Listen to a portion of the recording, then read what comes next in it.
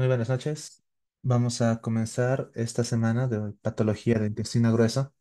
Se van a dar cuenta que nuestra lista de temas en la bibliografía es un poco extensa en la parte que corresponde justamente al capítulo 29, que es patología de colon, recto y ano.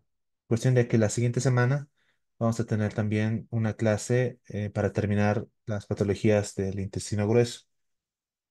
Entonces, esta primera clase vamos a tener una parte introductoria en el sentido de que cuando nosotros revisamos la parte de abdomen agudo de nuestra lista de temas, no tenemos como una patología como tal, algún tema de intestino grueso, pero sí tenemos en la lista de temas algo, bueno, el tema que dice colon recto y ano. Entonces, en ese sentido, aprovechamos ese tema para poder realizar una introducción a todo lo que nos presenta el capítulo, porque prácticamente es el título del capítulo 29. Sin embargo, luego tenemos los temas específicos como la enfermedad de Crohn con colitis ulcerativa, la enfermedad diverticular de colon, también tenemos los cuadros obstructivos como vólvulo de colon sigmoides, el megacolon, y también tenemos pues la patología periorificial o rectoanal como hemorroides y también como absceso perianal. Entonces, lo que vamos a hacer en esta clase es comenzar a describir desde la primera parte que nos presenta el texto, que es las generalidades, la embriología, anatomía, fisiología, y se van a dar cuenta que la parte introductoria es no más extensa porque nos prepara introduciéndonos sobre algunos procedimientos quirúrgicos que son habituales en el manejo de la patología de intestino grueso. Vamos a comenzar recordando lo que vimos en nuestra anterior clase, que era nuestra clase sobre isquemia mesentérica, y recordamos, ¿no? La isquemia mesentérica es una condición en la que el flujo sanguíneo al intestino delgado o al colon se ve reducido, lo que lleva a una isquemia intestinal y posible necrosis, y esta puede ser aguda como puede ser crónica. Respecto a la etiología de la isquemia mesentérica aguda, está causada por principalmente la embolia arterial, la trombosis venosa mesentérica o también la isquemia no oclusiva. Respecto a la isquemia mesentérica crónica, está asociada a cuadros de aterosclerosis que afectan las arterias mesentéricas. Los factores de riesgo para la patología aguda son la fibrilación auricular, la insuficiencia cardíaca, el infarto miocardio reciente, la aterosclerosis y la hipercoagulabilidad. Para la patología crónica, tenemos la enfermedad arterial periférica, el tabaquismo, la hipertensión y la diabetes. Respecto a la presentación clínica de la forma aguda, tenemos un dolor abdominal de tipo súbito y severo, desproporcionado a los hallazgos físicos, acompañado de náuseas, vómitos, algunas veces episodios de diarrea o incluso la presencia de sangre en las heces. En el cuadro crónico tenemos un dolor abdominal de tipo postprandial que se asocia generalmente a pérdida de peso y al miedo a comer. Para nuestro diagnóstico es muy importante la historia clínica y el examen físico, ya que nos permite tener una sospecha inicial. Respecto a los laboratorios, podemos encontrar acidosis metabólica, leucocitosis y también elevación del lactato. En estudios de imagen, la tomografía computarizada con contraste es un método de elección, uno de los primeros estudios que nos puede ayudar a diagnosticar la forma aguda, ya que puede mostrar la obstrucción vascular, datos de aire en la pared intestinal o neumatosis intestinal como signo de sufrimiento intestinal, o también aire en el venaporte. La angiografía mesentérica es el estudio gold standard o estándar de oro para el diagnóstico y el tratamiento de la forma aguda. Recordando que la angiografía nos puede permitir, mediante tratamiento endovascular, tratar el cuadro obstructivo. Respecto a la ecografía Doppler, esta puede ser útil para la evaluación de la forma crónica. Respecto al tratamiento, el tratamiento inicial inicia, valga la redundancia, con la reanimación del paciente con líquidos intravenosos. El uso de la anticoagulación sistémica, podemos utilizar heparina para no complicar el cuadro. El uso de antibióticos de amplio espectro y también la intervención quirúrgica urgente, especialmente para pacientes con signos de peritonitis secundaria a una necrosis intestinal. También tenemos la opción endovascular, que en resumen se podría mencionar la trombolisis, la angioplastia o el uso de stents para casos seleccionados.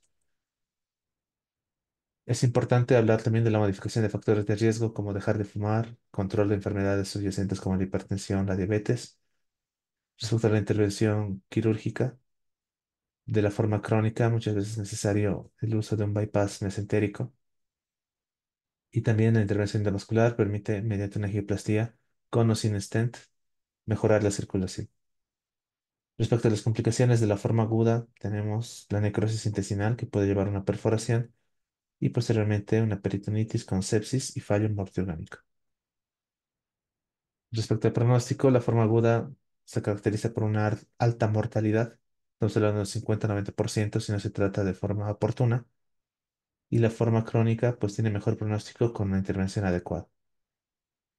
Para la fisiopatología, recordamos que la forma aguda pues se caracteriza por la falta del flujo sanguíneo que conduce a la hipoxia, a la acidosis láctica y finalmente la necrosis de la mucosa intestinal. Para la forma crónica, la estenosis aterosclerótica crónica limita el flujo sanguíneo, especialmente después de las comidas, cuando se aumenta la demanda de sangre.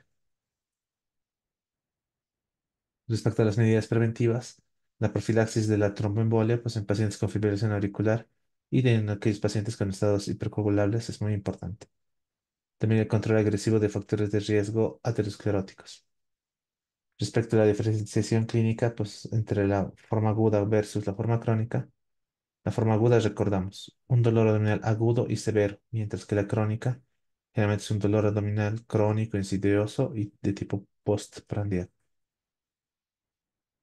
La intervención médica inicial, la reanimación rápida adecuada, crucial para mejorar el pronóstico, estabilizar al paciente. Y después una evolución quirúrgica temprana, ¿no? En cualquier paciente con sospecha de la forma aguda especialmente. Para el manejo postoperatorio, generalmente son pacientes que pasan a su postoperatorio inmediato en la unidad de cuidados intensivos, pacientes que requieren nutrición parenteral total hasta que se reanude la función intestinal y son pacientes que recibirán anticoagulación prolongada, ¿no? En casos especialmente de trombosis venosa mesentérica. Respecto a la investigación y el seguimiento, se requiere un seguimiento regular para pacientes con la forma crónica tratados con angioplastia o con stent. Y también respecto a la investigación continua, pues se están desarrollando muchas técnicas endovasculares y también tratamientos farmacológicos que permitan mejorar el tratamiento y el pronóstico de estos pacientes con isquemia mesentérica. Bueno, eso respecto a lo que habíamos visto en la anterior clase. Y les repito, cuando nosotros hacemos el abordaje de este tema de colon recto y llano, no nos dirigimos o el texto no nos presenta una patología en específico, ¿no? Entonces, el desarrollar un caso clínico no tendría mucho sentido para esta clase. Así que lo vamos a reservar para las clases donde tenemos patologías específicas. Pero en sentido de compensación, pues vamos a tener 10 preguntas que vamos a resolverlas durante la exposición. Recordando que esas 10 preguntas que resolvemos ese mismo momento que estamos exponiendo son preguntas en las cuales yo aprovecho para recordar un poco preguntas que se han presentado en ediciones anteriores del examen o por lo menos preguntas que son muy parecidas. Entonces, en este caso vamos a tener en lugar de 5, 10 de esas preguntas. Se van a dar cuenta que la extensión del tema es igual un poco importante.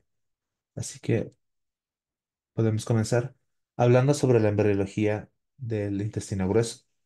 Y al igual que hablábamos de la embriología del intestino delgado, pues tenemos hitos que se presentan en diferentes semanas de la gestación. Recordando que el intestino como tal se va a originar a través de lo que es el tracto intestinal embrionario, que podemos dividirlo en intestino anterior, medio y posterior. A lo que corresponde el intestino grueso, tiene relevancia tanto el intestino medio como el intestino posterior, recordando que el anterior va a dar origen al tubo digestivo superior, el medio al intestino delgado, pero también al colon ascendente y la mitad proximal del colon transverso, con la característica que todos estos órganos van a estar irrigados por ramas de la arteria mesentérica superior.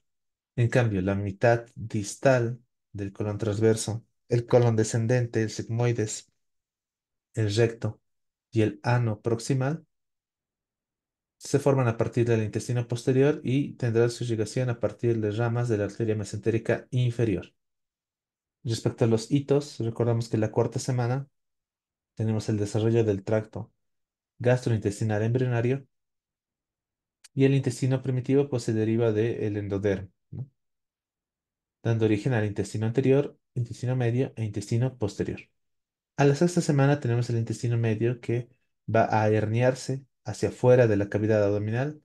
Eso es lo que conocemos como una cavidad celíaca primitiva o una cavidad abdominal primitiva, que mientras se encuentra herniada o en el exterior, da un giro de 270 grados en sentido antihorario, lo que permite que las estructuras se localicen en el sitio en el cual nosotros podemos encontrarlas en el adulto.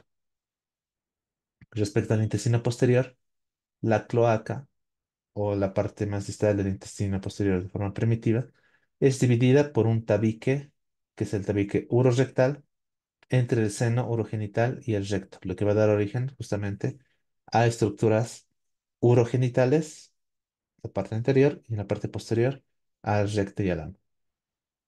Para la décima semana, el intestino medio regresa a su posición intraabdominal, dejando en el sitio donde corresponden en la anatomía del adulto las estructuras como el apéndice, el ciego, el colon proximal respecto a lo que viene a ser el colon ascendente, el transverso, el sigmoides, etcétera. Respecto a la anatomía, recordamos que estamos hablando de una porción del tubo digestivo que se extiende desde la válvula ileocecal hasta el ano. Corresponderá entonces toda la extensión del colon con todas sus divisiones, el recto y finalmente el canal anal. Si hablamos nosotros de la pared del colon y el recto, pues estos comprenden cuatro capas, así como las cuatro capas del intestino delgado, representadas por la mucosa, la capa submucosa, la capa muscularis propia, que se caracteriza por tener dos capas, ¿no? Una interna de fibras circulares que en su extensión a nivel recto anal va a dar origen al esfínter anal interno, en el recto distal, en el ano proximal.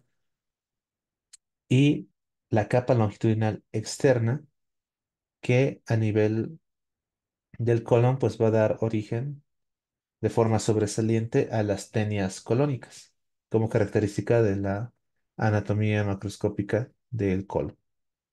De igual forma, nosotros tenemos finalmente una capa serosa, recordando que a nivel del recto medio y el recto distal, esta parte del tubo digestivo carece de la capa serosa. Y tenemos nuestra primera pregunta a responder durante nuestra exposición.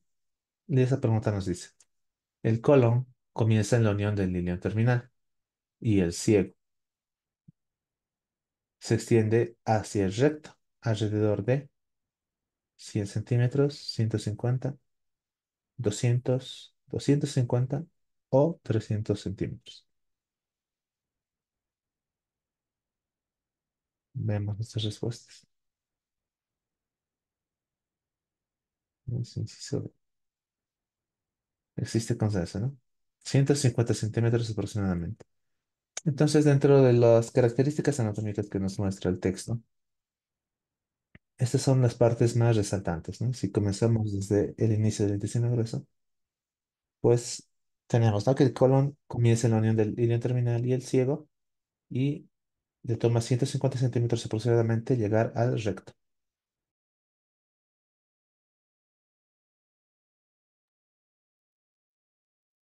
El ciego entonces será la porción de mayor diámetro del colon, justamente esta parte, con un diámetro que oscila entre 7,5 a 8,5 centímetros. Es menos vulnerable a la obstrucción en el sentido de que es de un amplio diámetro. Sin embargo, tiene la característica de que su pared muscular es delgada, entonces se vuelve más vulnerable a la perforación. No es vulnerable a la obstrucción, pero sí es vulnerable a la perforación. El segmento que continúa al ciego es el colon ascendente, que tiene la característica, bueno, la mayor parte del colon derecho es una parte fija del colon.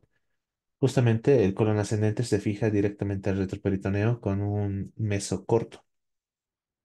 De igual forma, si vamos ascendiendo, tenemos la flexura hepática, que marca la transición entre el colon ascendente y el colon transverso. Este colon transverso es relativamente móvil en comparación al colon ascendente y está fijado por el ligamento gastrocólico que da origen a nuestro epiplón y también tiene su mesenterio colónico. Es así que el epiplón mayor está unido al borde anterior o anterosuperior del colon transverso, lo que le da un aspecto triangular característico que podemos observar cuando se realiza una colonoscopia. Entonces, realizando una colonoscopia, si evidenciamos un cambio de aspecto a triangular, ya sabemos que hemos llegado a nuestro colon transverso. Hacia distal tenemos la flexura esplénica que marcará la transición entre nuestro colon transverso hacia el colon descendente.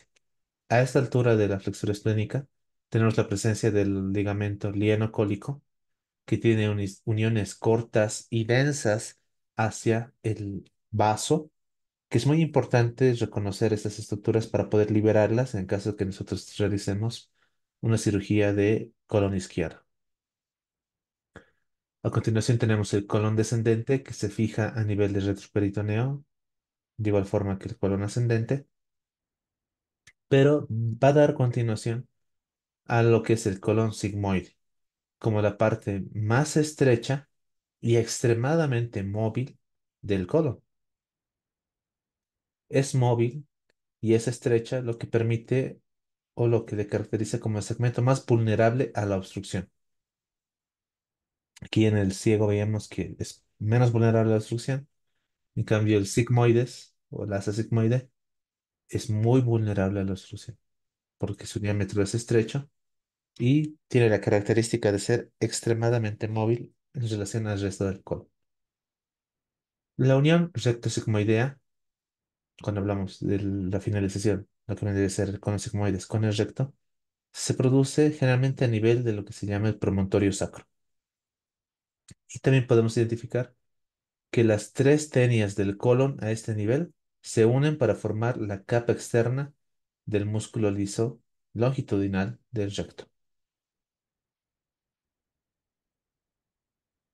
Respecto a la irrigación arterial, y aquí podemos ver, no sé, tal vez una falla en el color de la ilustración, pero esta es una figura que nos presenta el texto, que es la primera figura del capítulo 29 que nos representa la irrigación arterial del colon.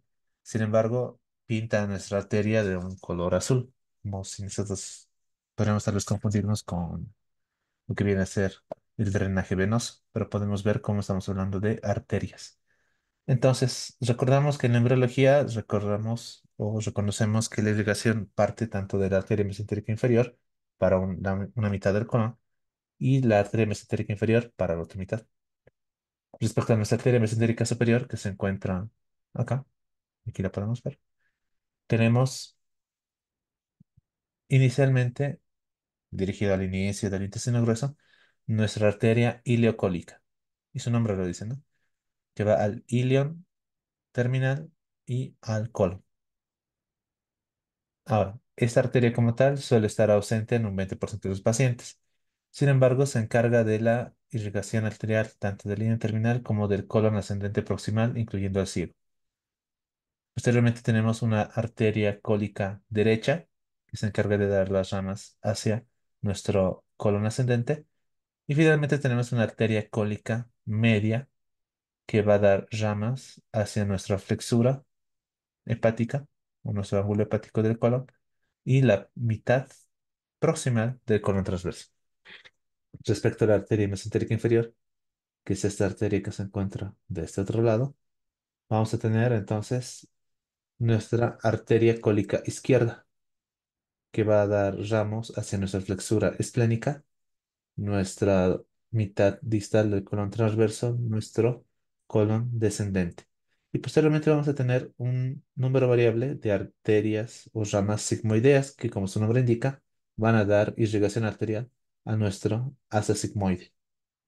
Finalmente, nuestra arteria va a terminar, nuestra arteria mesentérica inferior va a tener una rama terminal, que es la arteria rectal superior que se va a encargar de irrigar al recto proximal. La distribución de las ramas terminales de la arteria mesentérica superior e inferior respecto a la irrigación del colon, si se dan cuenta, forma un arco que permite una comunicación entre la arteria mesentérica superior y la arteria mesentérica inferior.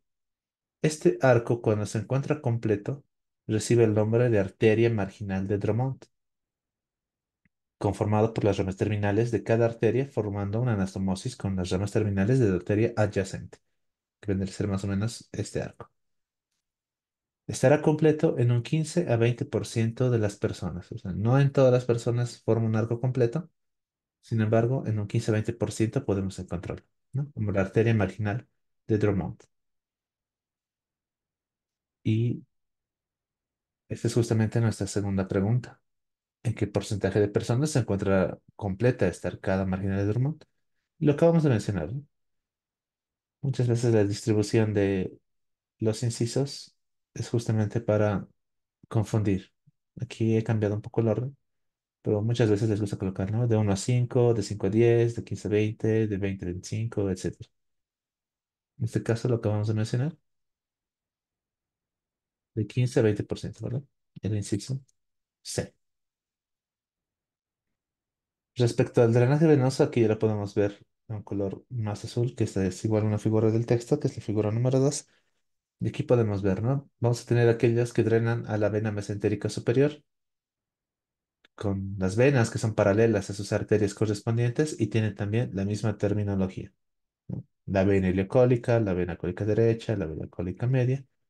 Y de igual forma en la vena mesentérica inferior, que esta tiene una diferencia. Si nosotros vemos del lado de la vena mesentérica superior, se respeta esa terminología de la irrigación arterial. En cambio, la vena mesentérica inferior va a formarse de igual forma con las venas que reciben la misma terminología como la cólica izquierda, las venas sigmoideas, la recta superior, pero va a formar un tronco que no va a ir directamente a nuestra vena porta, como la vena mesentérica superior, sino que se va a dirigir mediante un tronco que pasa de forma retroperitoneal sobre el músculo psoas, incluso por detrás del páncreas, para llegar a la vena esplénica y mediante esta vena esplénica recién llegar a la vena porta, ¿no? Esa es la gran diferencia y se puede observar claramente en esta figura. Respecto al drenaje linfático, el texto nos dice, ¿no?, que se origina en una red de vasos linfáticos en la mucosa muscular. La muscular es mucosa, donde tenemos la presencia de vasos linfáticos y nódulos linfáticos que siguen las arterias regionales. Cuando hablamos de los nódulos linfáticos, pues tenemos los que se encuentran en la pared intestinal o con el nombre de epiploicos, a lo largo del margen interno del intestino adyacente a la arcada arterial o paracólicos, aquellos que se encuentran en los vasos mesentéricos o intermedios y los que se encuentran en los sitios de origen de las arterias principales. No estamos hablando de superior e inferior, por eso también recibe el nombre de principales. Respecto a la inervación, podemos ser muy puntuales respecto a la inervación simpática, que tiene un efecto inhibitorio, representado por los nervios simpáticos, que se originan de las ramas T6, T12 y L1 hasta L3. Y luego tenemos la inervación parasimpática, que tiene un efecto más bien excitatorio de la función del colon, representado por las ramas del nervio vago, ¿no?, que se encargan de la inervación del colon derecho y el transverso proximal. Y respecto al colon izquierdo, estará representado por la presencia de los nervios erectores, que se originan de los nervios sacros de S2 a S4. Eso respecto a la parte del colon. Y el texto a continuación nos presenta las características anatómicas del siguiente segmento. Estábamos hablando de lo que puede ser el recto y el canal anal. Entonces, de igual forma como teníamos los puntos más representativos de la anatomía del colon, de igual forma aquí tenemos los puntos más representativos de la anatomía del canal anal o sea, de la región rectoanal. Entonces, este canal anal quirúrgico comienza en la unión anorrectal y termina en el borde anal. Estamos hablando que tiene una longitud de 2 a 4 centímetros. El recto tiene más bien una longitud de 12 a 15 centímetros. Y es aquí donde podemos encontrar a nivel del recto lo que vienen a ser las válvulas de Houston, vendrían a ser esta figura de acá en nuestro gráfico, que también es un gráfico del texto, ¿no? Es justamente el gráfico número 3. ¿Qué es importante cuando nosotros hablamos del recto? Pues que vamos a tener fascias que envuelven al recto. Entonces recordamos que el recto como tal no tiene ceros, ¿no? El recto proximal especialmente. En su cara anterior, entonces, vamos a encontrar lo que se llama fascia de Denonvillers, que separa al recto de la próstata en los varones. Entre el recto, la próstata y las vesículas seminales se va a encontrar esta fascia. Y en el caso de las mujeres, va a separar el recto de la vagina. Esto es importante cuando nosotros tenemos nuestra, nuestra patología prostática, oncológica, que esta fascia puede ayudarnos a prevenir que exista una metástasis por contigüidad o una invasión neoplásica. Es importante entonces la fase de Villiers. En cambio, en la cara posterior, de igual forma, vamos a tener la presencia de la fascia presacra, que separará al recto del plexo venoso presacro y de los nervios pélvicos. A nivel de S4, esta fascia rectosacra, o también conocida como fascia de Waldeyer, se extiende anterior y caudalmente y se adhiere a la fascia propia en la unión anorrectal. Entonces serían las fascias que presentan nuestra región anal, ¿no? Perdón, nuestro recto. De igual forma, el recto inferior va a tener ligamentos laterales que le van a otorgar su fijación. Y respecto a lo que viene a ser la transición anal, o sea, del espacio rectal hacia el canal anal, esta zona de transición es importante primero porque tiene una longitud variable. Estamos hablando de que puede ser corta, de 1 a 2 centímetros, como también puede ser extensa, hasta unos 15 centímetros incluso. Y va a estar caracterizada por la presencia de unos pliegues longitudinales que se encuentran a este nivel, aquí como podemos ver en nuestra figura, unos pliegues longitudinales conocidos como columnas de Morgagni. Estas columnas de Morgagni van a ser columnas en las cuales se van a vaciar las criptas anales. Aquí podemos ver nuestra figura, ¿no? Tenemos las glándulas anales y posteriormente las criptas y se vacían a nivel de nuestras columnas de Morgagni.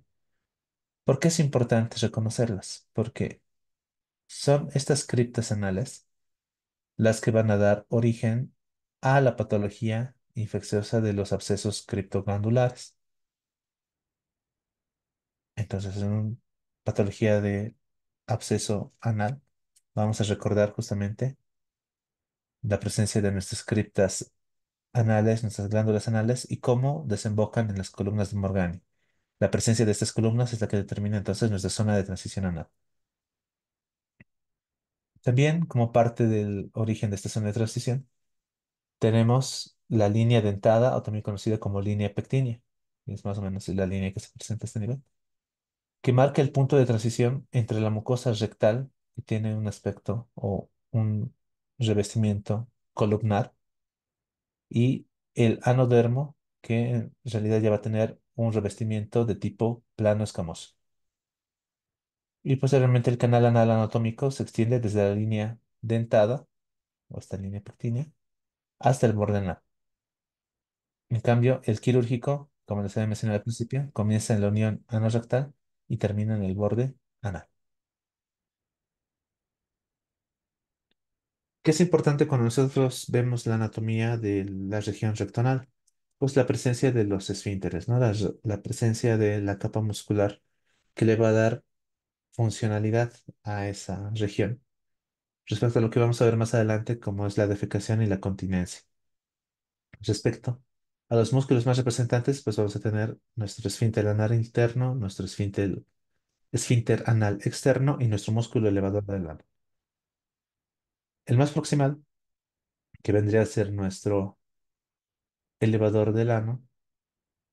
Bueno, el más interno, como se puede ver aquí, es el esfínter anal interno, que se podría representar como un engrosamiento del músculo liso interno.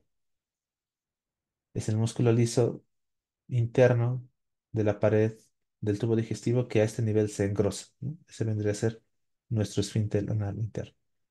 Lateral a este tenemos ya nuestro músculo elevador del ano, que está conformado por músculos del suelo de la pelvis con ramas de lo que viene a ser nuestro músculo puborectal, el iliococcigio y el músculo pubococcigio. ¿Y esto por qué va a ser importante? Porque estas ramas posteriormente van a formar lo que es nuestro esfínter anal externo y que va a rodear el esfínter anal interno, ¿no? Si este es nuestro esfínter anal interno, el externo lo va a rodear y está justamente dividido en tres fases, ¿no? El esfínter anal externo de rama profunda, superficial y el subcutáneo. El profundo, que es una extensión del músculo puborectal, ¿no? Que también forma parte del músculo elevador del ano. Entonces, ese es el primero. Luego tenemos el superficial y luego tenemos el subcutáneo,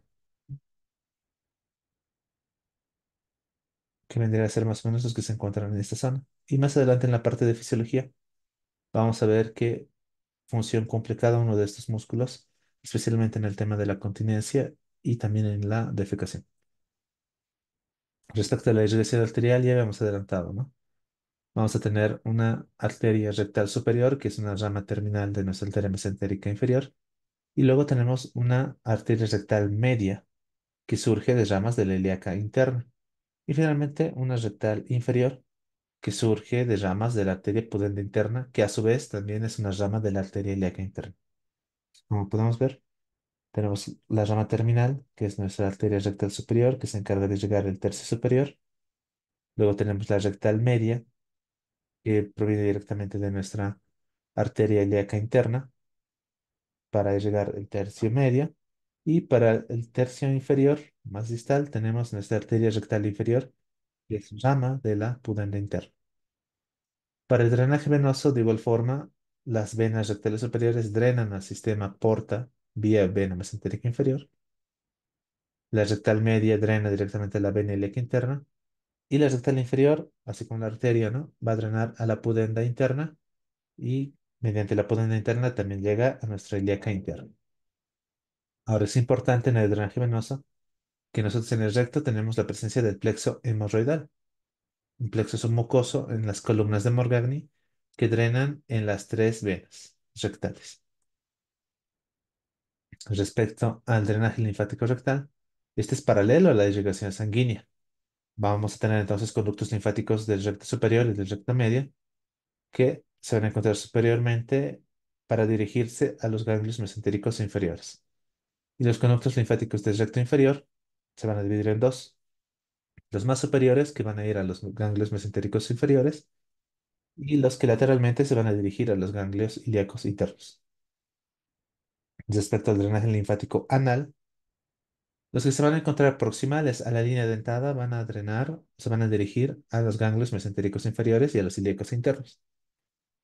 En cambio, los que se encuentran distales a la línea dentada llegan a drenarse a los ganglios inguinales y de igual forma también a los ganglios mesentéricos inferiores y ilíacos internos.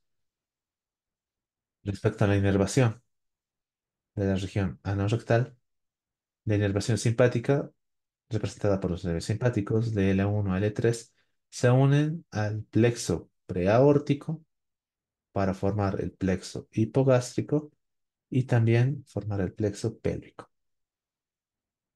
Respecto a la inervación parasimpática, tenemos la presencia de los nervios erectores, ¿no? Que se originan de los nervios sacros S2 hasta S4 y que también van a dirigirse al plexo pélvico. Para la inervación de nuestro esfínter anal interno, tenemos la presencia de fibras simpáticas y parasimpáticas, con la característica de que ambas fibras inhiben la contracción. Entonces, producirían más bien una relajación del esfínter anal interno. Para nuestro esfínter anal externo, tenemos la inervación a través de la rama rectal inferior del nervio pudendo interno.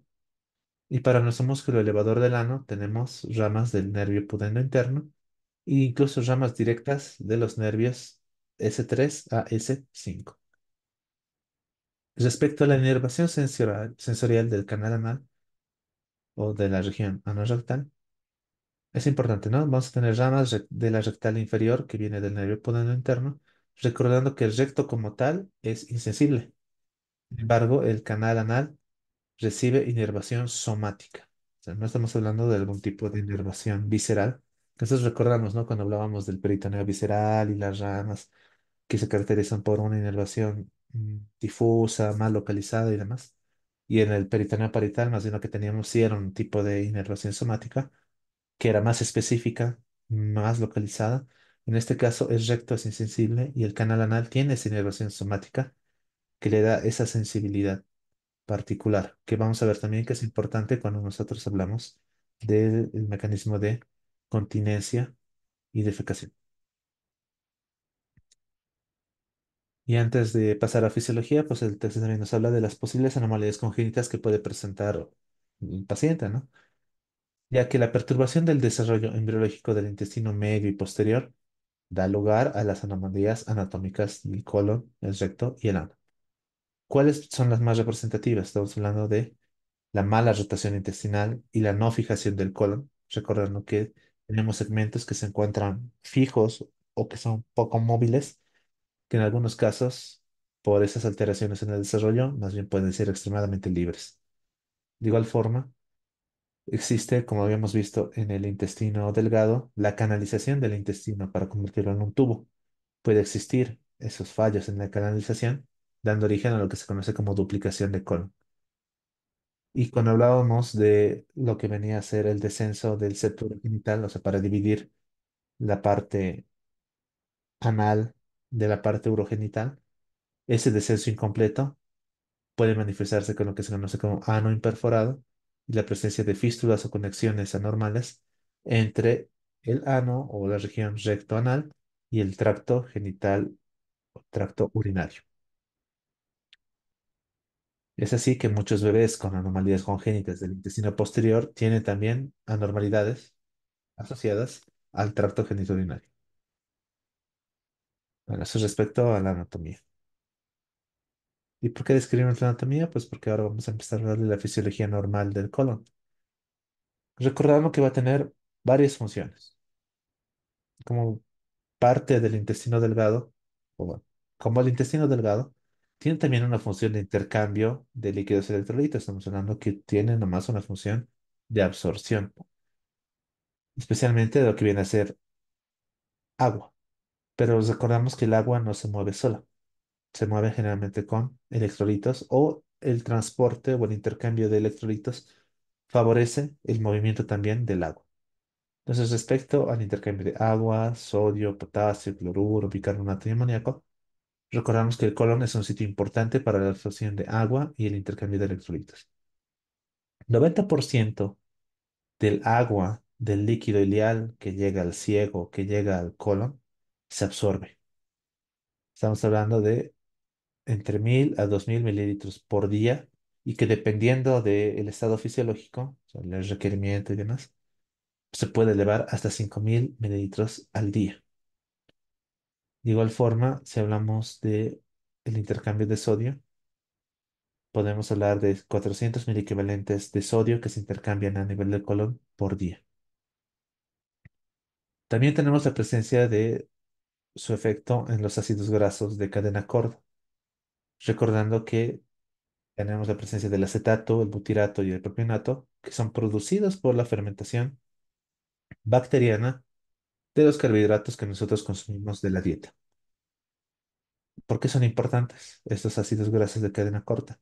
Porque van a ser una fuente de energía para la propia mucosa colónica. La ausencia de estos deriva en atrofia de la mucosa e inflamación, lo que se conoce como colitis por desvío. Respecto a la presencia de la microbiota colónica y la formación de gas intestinal, pues recordamos que alrededor del 30% del peso de las heces o del peso fecal seco estará compuesto por bacterias. Entonces, hablamos de 10 a la 11 o hasta 10 a la 12 organismos, o microorganismos, por gramo de heces, siendo los anaerobios los microorganismos más predominantes. Y dentro de estos anaerobios, pues las especies de bacteroides, los más frecuentes. Respecto a las bacterias aerobias, la que es su representante más numeroso es la E. coli. Respecto al gas intestinal, este gas intestinal surge más que todo del aire deglutido, la difusión de gases de la sangre y también la producción intralaminar. ¿Cuáles van a ser los componentes principales del gas intestinal? El nitrógeno, el oxígeno, el dióxido de carbono, el hidrógeno y el metano. El tracto gastrointestinal entonces contendrá entre 100 a 200 mililitros de gas, siendo que se liberan entre 400 hasta 1200 mililitros de gas por día como flatos dependiendo de las características de la dieta del paciente. Respecto a la motilidad del intestino grueso, vamos a ver una diferencia respecto al intestino delgado, ya que el intestino delgado tenía una actividad motora cíclica que permitía el movimiento. Aquí no. Aquí no tenemos esa actividad motora cíclica, sino más bien tenemos contracciones intermitentes, aquellas que son de amplitud baja y aquellas que son de amplitud alta. Las de amplitud baja son de corta duración, se presentan como ráfagas y pareciera que tuviesen la función de mover el contenido colónico. Incluso estas contracciones son capaces de retrasar el tránsito colónico. Al presentarse de forma esporádica, no permiten que el tránsito o el contenido del colon se transporte o se traslade a una velocidad muy alta, dependiendo también de nuestras necesidades. ¿Por qué? Porque para poder realizar el intercambio de electrolitos y agua, necesitamos también tiempo. Cuando, por ejemplo, por algún cuadro inflamatorio, este peristaltismo o estas contracciones y este movimiento del contenido colónico se acelera, es que nosotros tenemos cuadros diarreicos. ¿Por qué? Porque no le dan tiempo al organismo de hacer la absorción del líquido adecuado y por tanto las heces son más líquidas. Entonces, el, el retrasar el tránsito colónico tendría el objetivo de favorecer el intercambio de electrolitos y de agua. En cambio, respecto a la amplitud alta o las contracciones de amplitud alta, estas tendrán una duración prolongada y suelen ser más coordinadas, no solo como ráfagos, ya que crean movimientos en masa, pero de forma escasa. Estamos hablando de 4 hasta 10 veces al día, generalmente después de las comidas y también al despertar. Esto vamos a ver que es importante más adelante. La activación colinérgica aumenta la motilidad colónica. Respecto a la defecación de la continencia, pues vemos, ¿no? La defecación es un mecanismo complejo pero a la vez coordinado que involucra los movimientos de masa del colon, que vienen a ser estos de amplitud alta. Entonces, los de amplitud alta tendrían una repercusión en el mecanismo de la defecación, ya que favorecerán el movimiento del contenido colónico y también el aumento de la presión intraabdominal y rectal, lo que va a conducir a la relajación de los músculos del suelo pélvico. Ahora, existe lo que se conoce reflejo inhibitorio recto anal, ya que la distensión del recto produce una relajación refleja del esfínter anal interno, que nosotros no lo controlamos de forma voluntaria, sino más bien es involuntario. Si esta presión permite que se relaje, va a permitir el paso del contenido y gracias a la sensibilidad de la parte anal, del canal anal, que habíamos mencionado eso cuando hablábamos de la inervación, esa sensibilidad va a permitir lo que se conoce como reflejo de muestreo. ¿Eso qué significa? Que esa sensibilidad nos va a permitir distinguir entre un contenido sólido, líquido, o incluso si esa relajación del esfínter anal interno ha sido solamente por aire o por gas, lo que nos va a transmitir esa información para, de forma voluntaria, irnos hacia la continencia, o sea, cerrar nuestro esfínter anal externo, que sí es voluntario, o si no, permitir la defecación, permitiendo la relajación voluntaria del esfínter anal externo, ¿no? Entonces, este reflejo de muestreo, aprovechando la sensibilidad del canal anal, nos permite distinguir las características del contenido del colon que está llegando al canal anal, o sea, si son heces sólidas, si son líquidas o es gas, para que nosotros voluntariamente sepamos o podamos ordenar la continencia o la defecación. Aquí lo podemos ver, ¿no?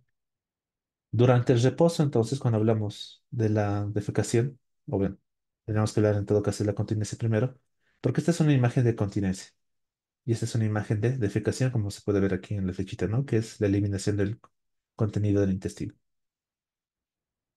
¿Por qué es importante la continencia? Bueno, vamos a ver qué es lo que sucede la mayor parte del tiempo. Cuando hablamos de continencia, pues este mecanismo es tan complejo como el de defecación que acabamos de mencionar y que lo vamos a repetir con la figura, ya que requiere una adecuada adaptabilidad de la pared rectal para poder acomodar lo que se conoce como bolo fecal. Y existe un control neurogénico apropiado del suelo pélvico y del mecanismo del esfínter, al igual que de los músculos funcionales internos y externos del esfínter. Cuando se altera ese control neurogénico, lo que tenemos ya es entonces lo contrario de la continencia, los cuadros de incontinencia. Veamos. Esta es una figura de continencia, es una figura que solamente se presenta en el texto, que nos presenta el texto. Y aquí vemos, ¿no? Tenemos el músculo puborectal que crea un cabestrillo alrededor del recto. Este puborectal, recordamos que forma parte de nuestro músculo elevador del ano. Y su disposición, mira, ¿no? Es puborectal, del pubis al recto. Y forma, como dice, un cabestrillo. Este cabestrillo, cuando está contraído, lo que hace es darle un ángulo agudo o cierra el ángulo en el cual se encuentra nuestro, nuestra posición anorrectal. No sé si se dan cuenta, está doblado, por decirlo de una forma. ¿Por qué? Porque este músculo puborectal lo está traccionando hacia adelante. Entonces esto se cierra, tiene un ángulo más agudo. Por tanto, los esfínteres internos y externos son tónicamente activos en reposo. En reposo se encuentran cerrados. El esfínter interno responderá a la presión en reposo y cuando aumenta la presión a este nivel es el primero que empieza a relajarse. En cambio, el esfínter externo tendrá lo que se llama una presión de compresión. Tiene la característica de ser entonces voluntario.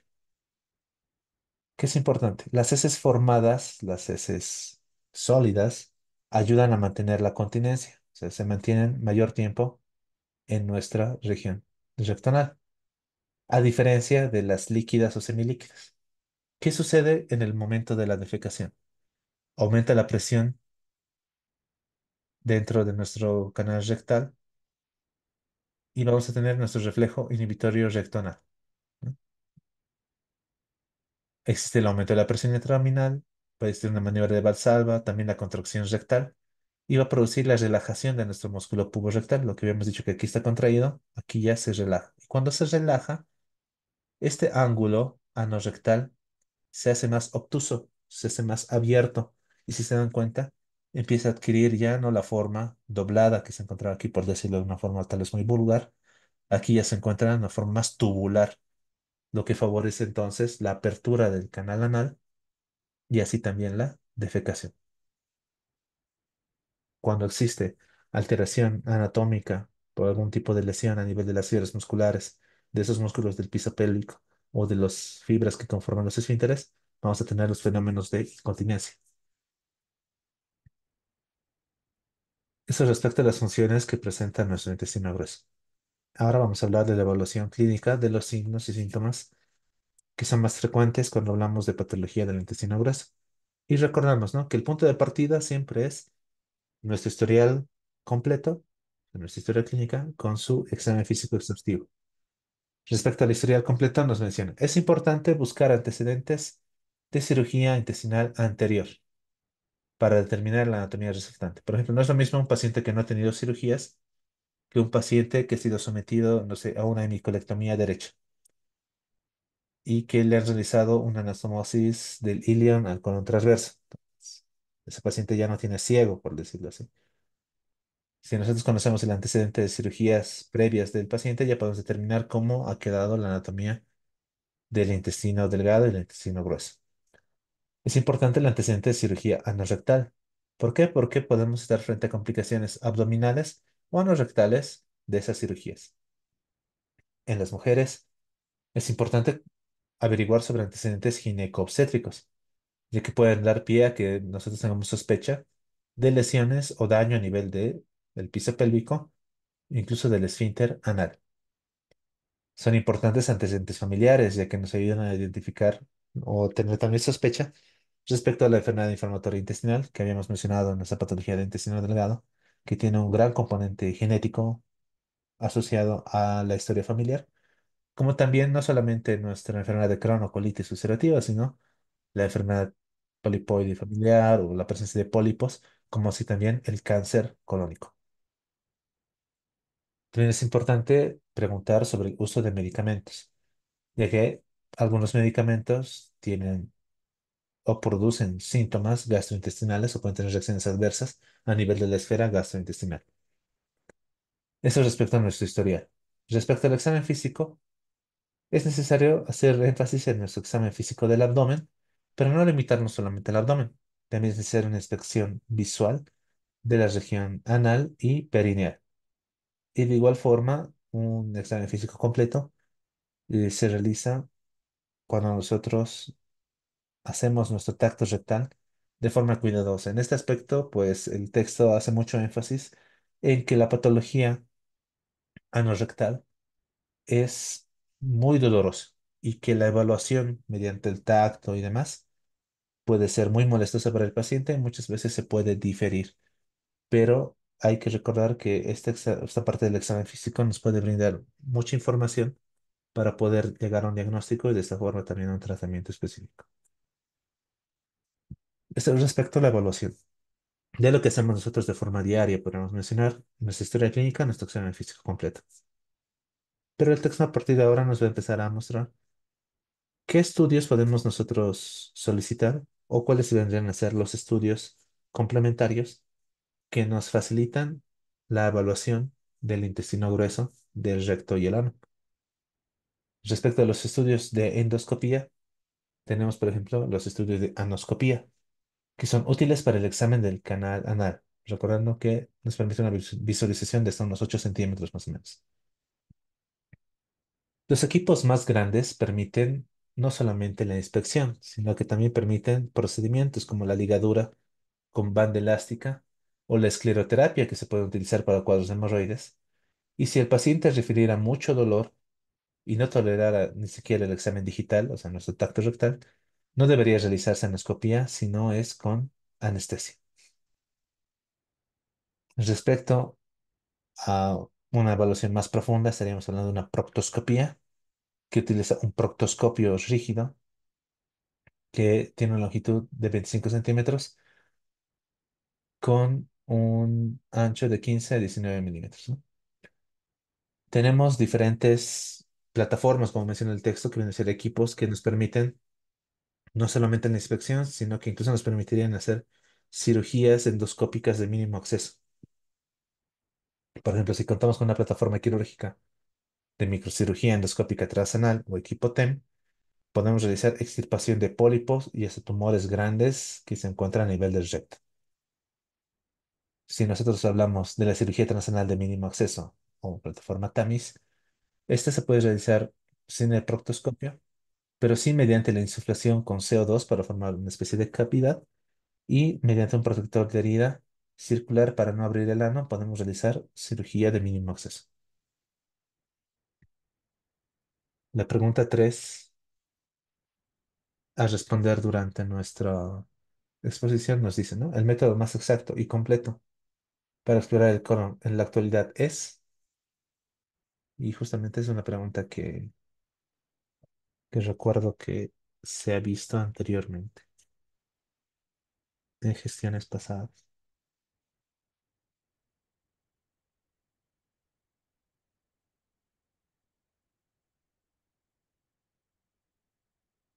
Veamos nuestras respuestas.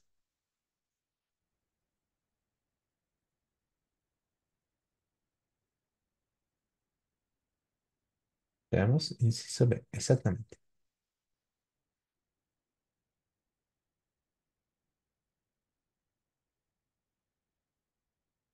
La colonoscopia, ¿no? ¿Por qué? Porque es completo para explorar el colon. Si estuviéramos hablando solamente del recto o del ano, diríamos rectoscopía, onoscopía. Y aquí, o sigmoidoscopía, ¿no? Para todo el colon, entonces, la colonoscopía. Justamente hablamos entonces de la sigmoidoscopía y la colonoscopía flexible, que proporcionan una excelente visualización del colon y el recto, con un uso diagnóstico y también terapéutico. En caso de ausencia de preparación intestinal, se debe evitar el uso de electrocauterio, ya que existe el riesgo de explosión por el gas metano y los gases hidrógenos del intestino. El sigmoidoscopio mide solamente 60 centímetros, requiere una preparación parcial con enemas y generalmente se puede realizar sin sedación. Los colonoscopios ya son más largos, miden entre 100 a 160 centímetros. Ya hemos visto que el colon mide 150 aproximadamente. Requerirá preparación intestinal completa y también una sedación consciente del paciente para que se pueda realizar el estudio. Dentro de las variables tenemos la presencia de la cápsula endoscópica, que utiliza una pequeña cámara ingerible y un receptor sujetado con cinturón. O sea, es una cámara que una persona ingiere y va a mandar imágenes al receptor que está fijo a un cinturón y permite pues registrar las imágenes de todo el viaje de la cápsula a través del tubo digestivo. Suena prometedor por las ventajas que tendría, pero no existe una documentación que represente o que nos dé una gran ventaja respecto a su utilidad endoscópica. La pregunta 4 a responder durante nuestra exposición nos dice cuando se refiere a las siguientes ventajas. Examina todo el colon, es muy sensible y específica y también sirve para terapéutica. Nos referimos a, y se darán cuenta que es el tipo de pregunta o, o la confección de la pregunta. Es muy parecida a las que generalmente vemos en el examen de la residencia, ¿no? Veamos las respuestas. En este caso, el inciso, sí, efectivamente. Recordamos, ¿no? Todo el colon. Si es todo el colon, entonces la colonoscopía como tal, ¿no? Cuando habla de terapéutica, esta que es virtual, es generalmente con reconstrucción 3D de una tomografía o una resonancia. Esta no es terapéutica. En cambio, la colonoscopía como tal, esta sí puede llegar a ser terapéutica. Entonces, tenemos más estudios de imagen. Por ejemplo, el estudio con radiografías simples o estudios con contraste, que son radiografías simples en vista supina, vertical y diafragmática de la parte abdominal o abdominopélvica, que nos puede reflejar la presencia de aire libre intraabdominal, no zona hemoperitoneo. También nos permite evaluar los patrones de gases para cuadros de obstrucción intestinal o también incluso para cuadros de vólvulo. Los estudios de contraste nos sirven para los síntomas obstructivos, de igual forma para ver trayectos fistulosos, perforaciones o también fugas anastomóticas. Esto ya en pacientes posoperados. El enema de bario como tal tiene una sensibilidad del 70 a 90% para la detección de lesiones tumorales que sean mayores a 1 centímetro, o sea, es relativamente grandes. La tomografía computarizada pues permite la detección de enfermedades extraluminales. O sea, más que evaluar el interior del intestino como lo haría la colonoscopia, la tomografía sirve para extraluminales, como abscesos intraperitoneales, inflamación pericólica y también la clasificación del cáncer con la detección de metástasis. Nos permite también la evaluación del engrosamiento de la pared intestinal, también el retorcimiento mesentérico que sugiere una enfermedad inflamatoria intestinal, colitis o incluso cuadros de isquemia. La tomografía computarizada estándar tiene poca sensibilidad para la detección de lesiones intraluminales. Entonces podemos nosotros realizar lo que se conoce como colonografía por tomografía o colonoscopía virtual, que utilizan la tomografía helicoidal y la reconstrucción 3D. Requiere una preparación oral de intestino, el uso de contraste oral, contraste rectal e insuflación del colon, lo que permitiría evaluar la luz del intestino para una detección de pólipos de igual forma mayores a 1 centímetro. A este nivel creo que me equivoco, son menores a 1 centímetro. Y aquí tenemos una sensibilidad del 85% con una especificidad del 90%, ¿no? Pero esto gracias a su reconstrucción en 3 dimensiones. Las imágenes por resonancia magnética. Aquí tenemos, ¿no? La evaluación de lesiones pélvicas por trastornos colorectales. La resonancia es más que todo para la parte colorectal o la parte más distal.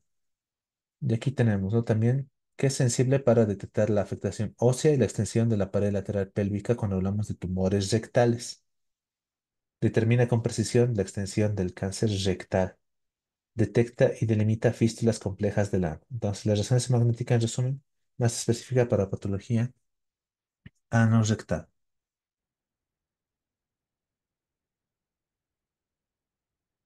Entonces, recordamos, en la tomografía para más de 1 centímetro. La tomografía por emisión de positrones o tomografía PET, que nos permite obtener imágenes de tejidos con altos niveles de glucólisis anaerobia, esto hablando de tumores malignos. Complementa la tomografía computarizada para la estadificación del cáncer colorectal y cada vez más utilizado para el diagnóstico del cáncer recurrente o metastásico. Los estudios de gammagrafía permiten identificar sangrado gastrointestinal mediante el uso de eritrocitos marcados mediante medicina nuclear. Requiere entonces que exista una hemorragia activa y se toma aproximadamente en 4 horas de evaluación para poder identificar sitios de sangrado. Un sangrado lento, tan escaso como de 0,05 hasta 0,2 mililitros por minuto, se puede detectar con esta gammagrafía. Respecto a la tomografía por emisión de fotón único o tomografía SPECT, podemos utilizar también eritrocitos marcados, que también se usan para este procedimiento, y pueden localizar específicamente la fuente de sangrado gastrointestinal. De igual forma, una angiografía ocasionalmente se usa para detectar el sangrado del colon o del intestino delgado y puede ser terapéutico cuando nosotros utilizamos mediante procedimientos endovasculares el uso de vasopresina o una embolización angiográfica para trastornos vasculares del intestino grueso.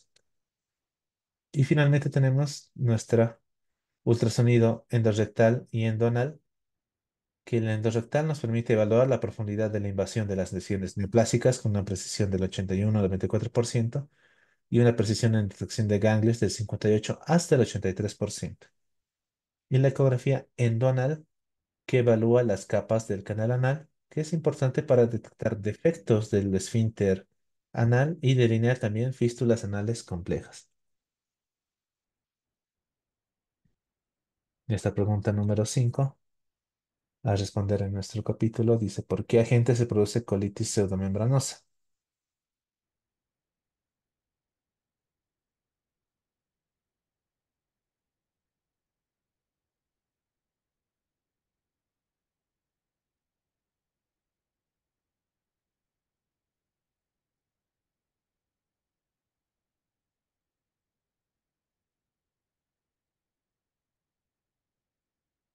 Veamos nuestras respuestas. Inciso B. Efectivamente, ¿no? Es importante. Está en la parte de ciencias básicas puede ingresar. Clostridium difficile. ¿Esto por qué? Hemos hablado de estudios de imagen, ahora vamos a hablar de estudios de laboratorio. Tenemos entonces las pruebas de sangre oculta en heces, estudios de inmunohistoquímica. Por ejemplo, la sangre oculta en heces nos permite la detección de neoplasias y en serie también nos permite el diagnóstico de hemorragias intermitentes. Lastimosamente puede existir falsos positivos a peroxidasa o a test de peroxidasa cuando el paciente consume carnes rojas, algunas frutas, verduras e incluso la vitamina C, que son positivos a peroxidasa, no siempre significan que el paciente está con una hemorragia activa. Justamente hablando de la inmunohistoquímica fecal, con una sensibilidad del 79% y una especificidad del 94%, este estudio de inmunohistoquímica es más específico porque detecta fragmentos específicos de la hemoglobina, de la sangre. Entonces, es más específico para poder descartar o identificar sangrados digestivos. Dentro de los estudios de laboratorio que se pueden realizar en las heces tenemos, por ejemplo, aquellos para determinar la etiología de cuadros diarreicos, ya que revelan leucocitos fecales, la presencia tal vez de E. coli o de Shigella. Y podemos nosotros realizar cultivos para bacterias también para huevecillos de parásitos o para incluso parásitos en otras formas evolutivas. De igual forma, podemos realizar estudios para descartar la presencia de Clostridium difficile por la detección de sus toxinas. Y de igual forma, podemos identificar alteraciones en las heces, como por ejemplo la estetorrea, mediante el uso de tinciones, como la tinción roja de Sudán. Respecto a los marcadores tumorales, podemos utilizar nuestro CEA, carcinógeno, nuestro antígeno carcinomembranario, que se encuentra elevado en un 60-90% de los pacientes que tienen cáncer colorectal. También tenemos pruebas genéticas, ¿no? Con información sobre anomalías genéticas relacionadas a la poliposis adenomatosa del colon, pero que el texto nos dice, ¿no? No porque tengamos tal vez a disposición este tipo de pruebas genéticas, no se deben realizar como pesquisaje, o sea, no se deben realizar a todos los pacientes. ¿Por qué? Porque el que tengan, digamos, algunas anomalías genéticas, no siempre les van a condicionar a la enfermedad. No es un test que se deba realizar a todos, porque por más que tenga la anomalía y el paciente no tiene cáncer, por decirlo así, no tiene la poliposis adenomatosa y demás, solamente estaríamos creando, solamente estaríamos alterando, digamos, al paciente, incluso psicológicamente. Es por eso que este tipo de estudios de pruebas genéticas no se realizan como pesquisaje, no se utilizan para detección, sino se utilizarán solamente para complementar la información de los pacientes que ya tengan datos de procesos neoplásicos o este tipo de enfermedades polipósicas. Bueno, eso respecto a los estudios que podemos utilizar. Y a continuación el texto nos presenta pues la valoración de síntomas frecuentes que presentan nuestros pacientes cuando tienen algún trastorno del intestino grueso. El primer síntoma, tal vez el más frecuente de todos, siempre va a ser el dolor abdominal. Es un síntoma inespecífico que puede tener innumerables causas. Y específica es el intestino grueso. Puede ser secundarias a cuadros obstructivos, inflamatorios o neoplásicos, a cuadros de inflamación, perforación intestinal o del colon, cuadros isquémicos del colon. Y aquí pues nosotros podemos utilizar para descartar pues estudios rayos X, estudios con contraste, tomografía que ayudan a confirmar o descartar diagnósticos. De igual forma, la colonoscopía ayuda a identificar cuadros de colitis isquémica, colitis infecciosa, enfermedad inflamatoria intestinal, pero generalmente una colonoscopía se contraindica en cuadros de obstrucción o en sospecha de obstrucción o incluso perforación para no complicar el cuadro. Respecto al dolor pélvico, puede originarse tanto en el colon distal como originarse en el recto o desde estructuras urogenitales adyacentes.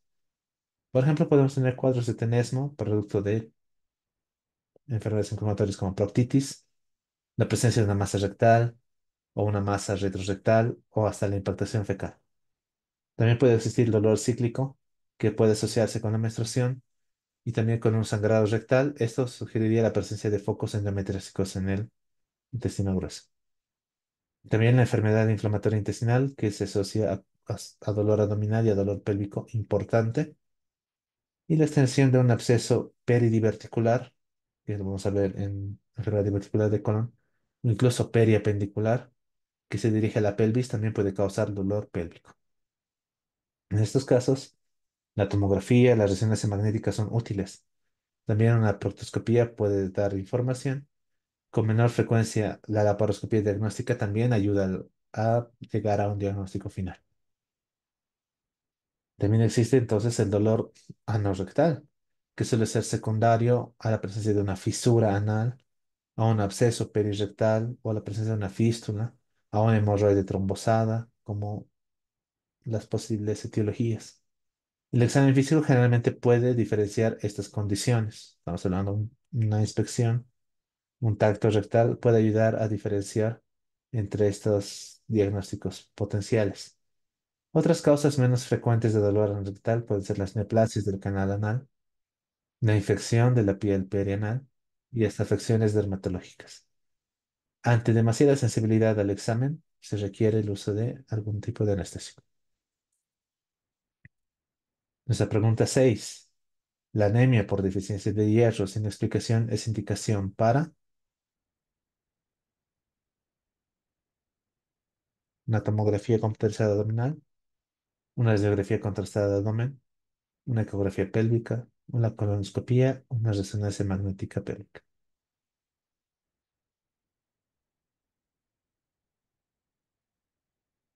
Veamos nuestras respuestas.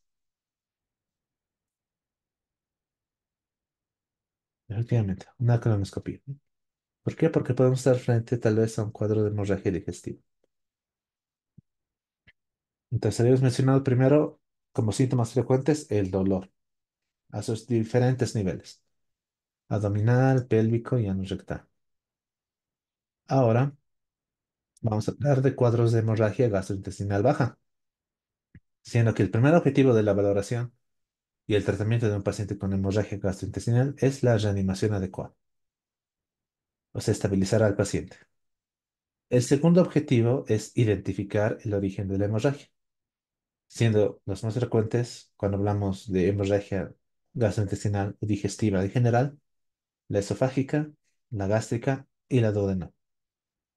Si el paciente tiene estabilidad hemodinámica, se puede realizar una preparación rápida de 4 o 6 horas que permite realizar una colonoscopía, que tiene la opción de ser terapéutica, ¿no? Porque puede realizar cauterización o inyección de epinefrina para controlar el sangrado.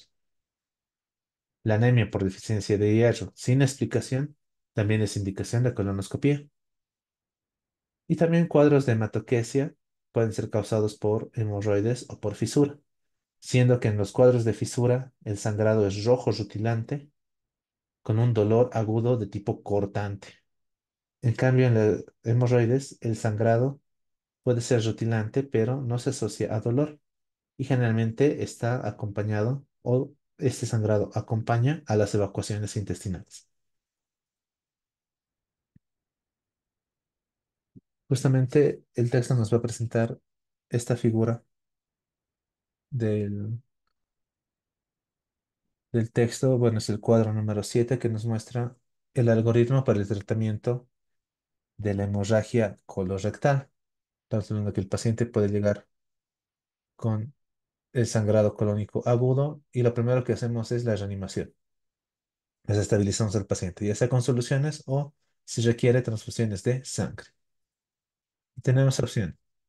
Hacemos un aspirado nasogástrico y vemos si por nuestra aspiración nasogástrica vamos a tener la presencia de sangre o no.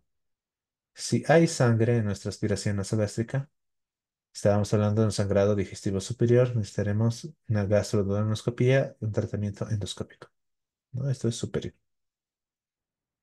En cambio, si es negativo, podemos usar una proctoscopía que descarte el sangrado anorrectal.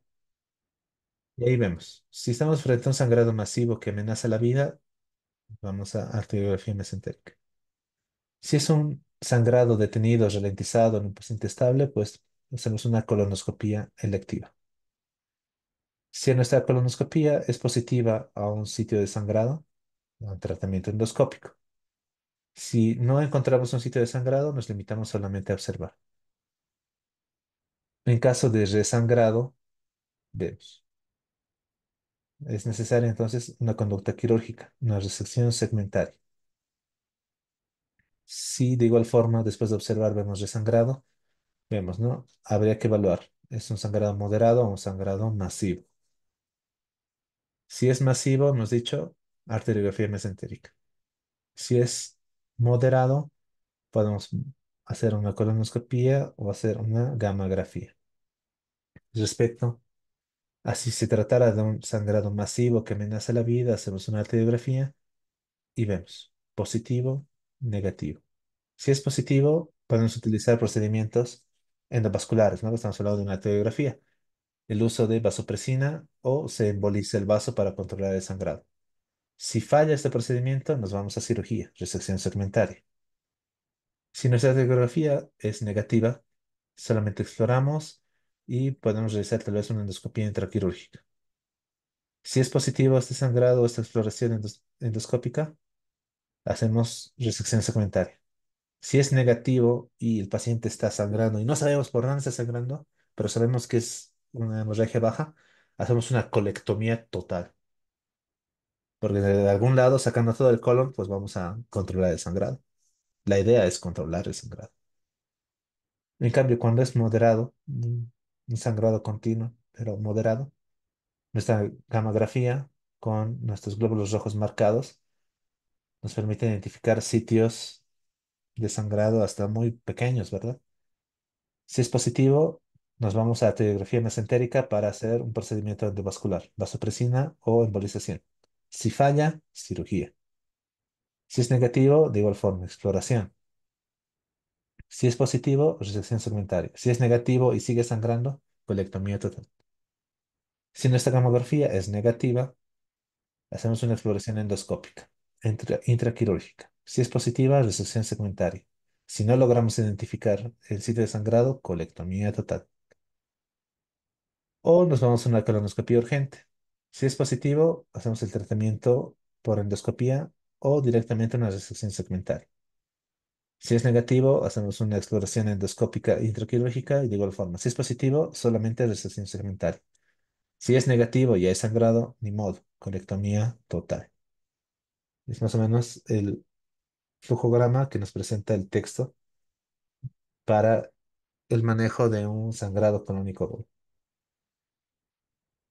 Ya, fuera del sangrado, ¿qué otros síntomas tenemos? Estreñimiento y obstrucción de la defecación. Afecta a 4 millones de personas en Estados Unidos.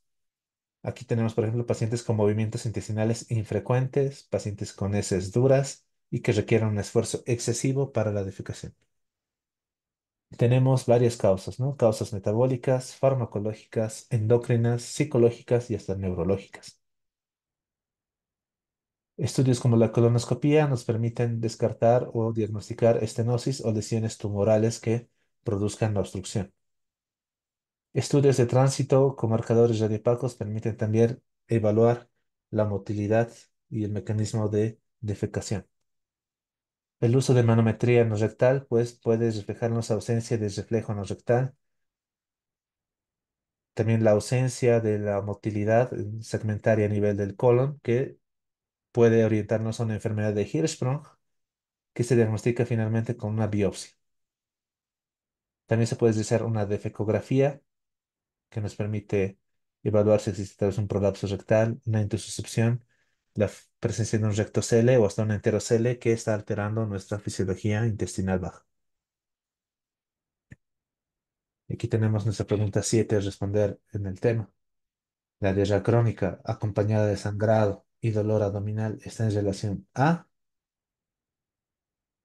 gastritis, colitis, síndrome de colon irritable, obstrucción o vólvulo de sigmoides.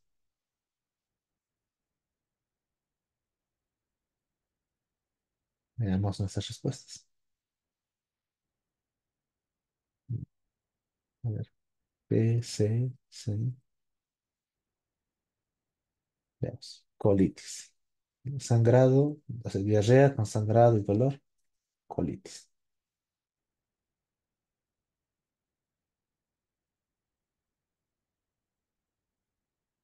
Esto respecto a los síntomas de diarrea y síndrome de colon irritable, ya que son síntomas frecuentes y generalmente autolimitados en casos de gastroenteritis infecciosa.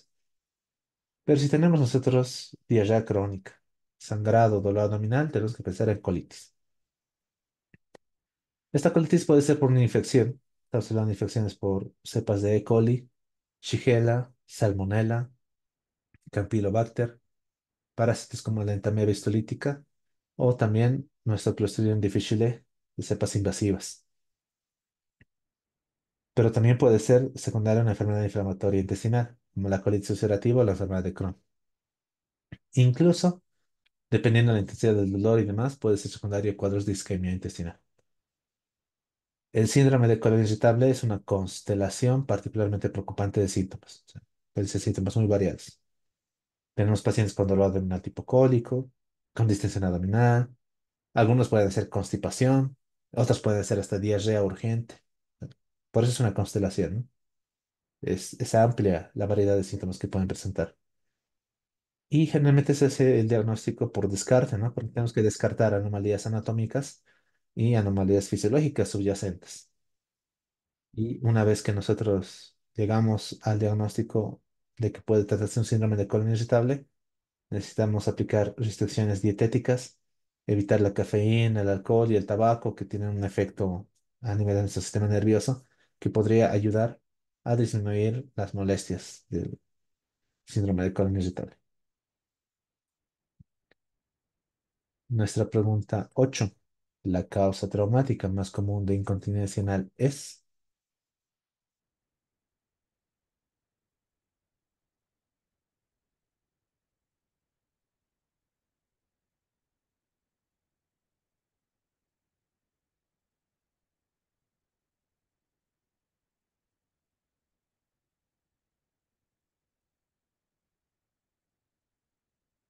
Veamos nuestras respuestas. Inciso C. Efectivamente, veamos. La lesión del esfínter anal durante el parto vaginal. Si hablamos de incontinencia, y aquí tenemos esta figura del texto, que son justamente las imágenes que nos muestran las ultrasonografías endoanales, que lo habíamos mencionado antes en nuestros estudios complementarios, nos sirven justamente para evaluar la presencia de las estructuras del canal. Se estima que 10 a 3 individuos por cada 1000 personas mayores de 65 años presentan incontinencia. Esto varía según la gravedad, siendo algunos pacientes que presentan fugas ocasionales de gases o heces líquidas, recordando que las heces sólidas se contienen mejor, o incluso las más severas o las más graves, ya que tienen pérdida diaria de heces sólidas. Y tenemos diferentes etiologías. Podemos tener causas neurogénicas por enfermedades del sistema nervioso central o del sistema nervioso periférico, y también como las lesiones del nervio pudendo, que entonces recordamos que tiene ramas que se encargan de inervar a los músculos del piso pélvico y a nuestros esfínteres. Y recordamos, la inervación generalmente es inevitable, ¿no? Ahora, respecto a causas anatómicas, y esto va en respuesta a nuestra pregunta número 8, tenemos desde anomalías congénitas, cuadros de prolapso rectal, incontinencia por un rebosamiento secundario, una neoplasia o un traumatismo, como también tenemos causas traumáticas, siendo la más común la incontinencia debido a una lesión del esfínter anal durante el parto vaginal, ¿no? Tendría que ser un parto vaginal muy traumático. Entonces, justamente aquí tenemos una imagen de cómo se debería ver, ¿no? Aquí, esta es la figura número 8 del capítulo 29, que nos muestra cómo una ecografía endonal nos muestra las capas normales. Aquí justamente tenemos nuestro esfínter anal externo. Por dentro tenemos el interno, que vendría a ser esto oscuro. Tenemos el externo. Tenemos los tejidos subepiteliales, el músculo longitudinal, etcétera. Y aquí abajo, en la letra B, tenemos la ecografía con un defecto. Aquí se puede ver el defecto anterior del esfínter. Aquí, por ejemplo, se pinta el todo alrededor del canal. Aquí solamente la parte posterior y en la parte interior no se distingue la anatomía. Entonces aquí está la lesión, ¿no? Esa es la utilidad de nuestro estudio ultrasonográfico.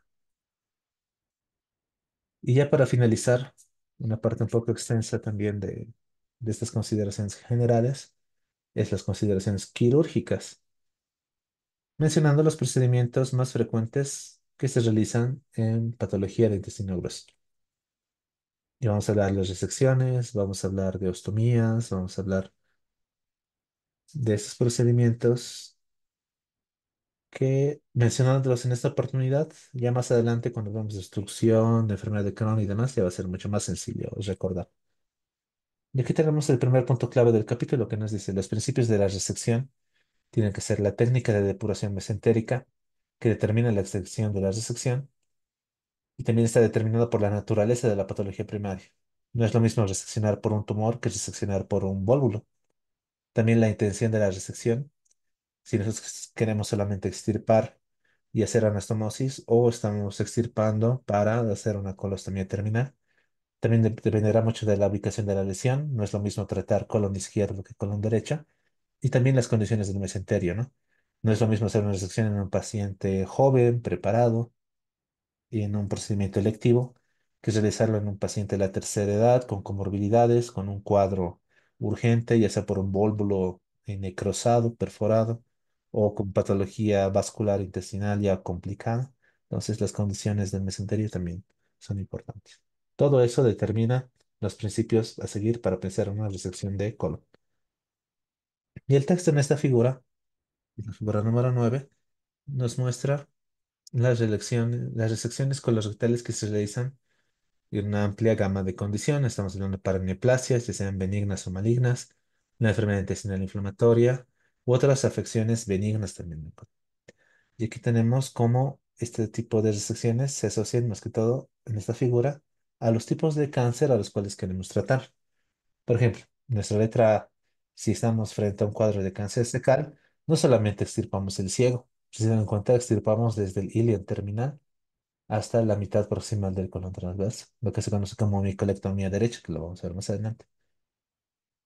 Para el cáncer de colon transversal, nuestra letra C, ¿no? Tomamos todos los ángulos también, tanto hepático como esplénico. Para el cáncer de colon sigmoide, tomamos la extensión de nuestro colon sigmoides. Y así, ¿no? Como las figuras que nos presenta el texto. Y hablábamos, ¿no? Dependerá de las condiciones. Por ejemplo, si hablamos de una resección de emergencia, esta suele ser necesaria a cuadros de obstrucción, a cuadros de perforación o a cuadros de hemorragia. La característica de un cuadro de emergencia es que el intestino se encuentra sin preparar y muchas veces el paciente se encuentra inestable. Para el colon derecho generalmente se puede realizar una anastomosis primaria. Esa es la ventaja del colon derecho. En cambio, el lado izquierdo, el enfoque tradicional incluye no una anastomosis, sino más bien una colostomía terminal. Esto muchas veces porque el intestino se encuentra muy comprometido o porque el paciente se encuentra inestable, desnutrido o inmunocomprometido. La tendencia es siempre la mínima invasión, ¿no? Ese es el paradigma en el cual nos encontramos actualmente los cirujanos. Entonces, el modelo de muchos procedimientos ahora se realizan por vía laparoscópica o por una laparoscopía con asistencia manual o con incluso cirugía robótica. Son las ventajas de que tiene mejor resultado cosmético o estético, una disminución del dolor postquirúrgico, un retorno más rápido de la función intestinal, un menor impacto inmunodepresor, una mejoría de la supervivencia a largo plazo. Pero tienen también sus limitaciones. Esta pregunta 9 a responder en el capítulo de hoy nos dice la resección del ilion terminal y el ciego se conoce como colostomía, ileostomía, colectomía ascendente, hemicolectomía derecha o ileocistectomía.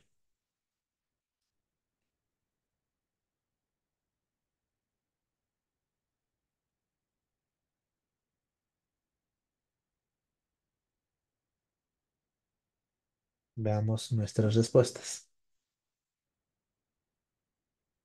Inciso D, de hemicolectomía.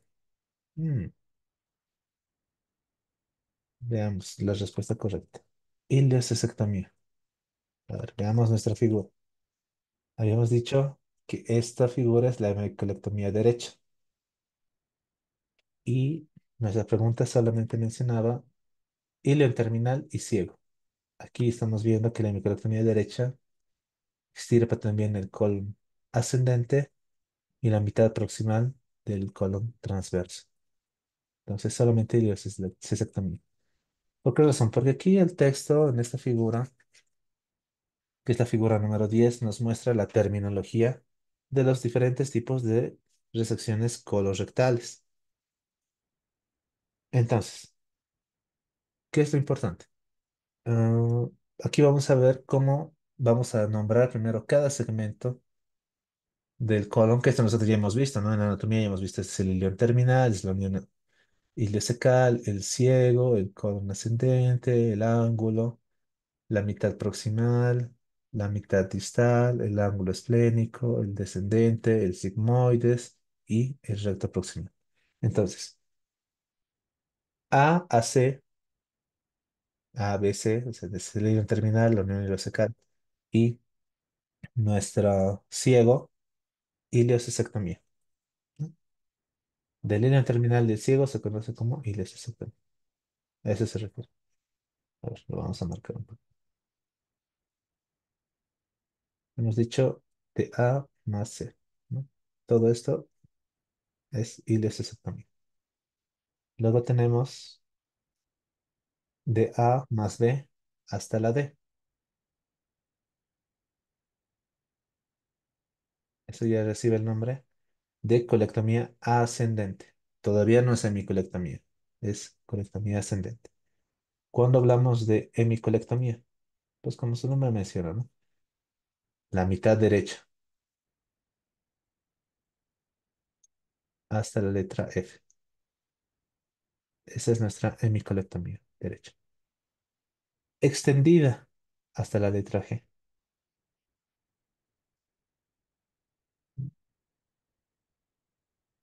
Una hemicolectomía extendida. Una colectomía transversal, solamente desde la letra E, que es nuestro ángulo, hasta F, de igual forma G y H. Entonces, más o menos esto, ¿no? Nuestra colectomía transversal. La izquierda. Aquí vamos a empezar a borrar. Ahora sí, ya que hemos pasado al lado izquierdo, volvamos. Izquierdo, desde G hasta I, hemicolectomía izquierda. Entonces, hasta ahí. La extendida desde la letra F, extendida. La colectomía sigmoidea, por ejemplo, es cuando estamos frente a un vólvulo de sigmoides o cuando queremos hacer una sigmoidectomía por un dolicocolon, por ejemplo. Es solamente de la letra J y la K, ¿no? Esto, de sigmoidectomía o colectomía sigmoidea. Ahora los más grandes. Veamos. Vamos a borrar de nuevo. Y tenemos, por ejemplo, nuestra colectomía subtotal. A, B, pues estamos hablando de nuestro ilion terminal, la unión ileocecal, hasta la letra J. Es prácticamente todo esto. Subtotal.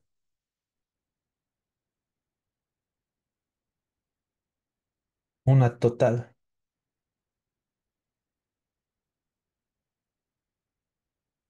desde la letra A hasta la letra K.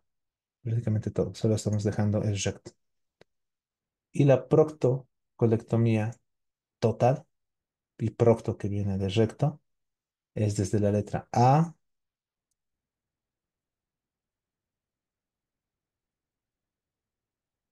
hasta el recto. Prácticamente todo, ¿no? Proctocolectomía total. Este es el procedimiento más completo para la resección. Y vamos a ver en qué casos los realizamos. Eso lo vamos a ver más adelante, cuando veamos enfermedad inflamatoria intestinal. Vale.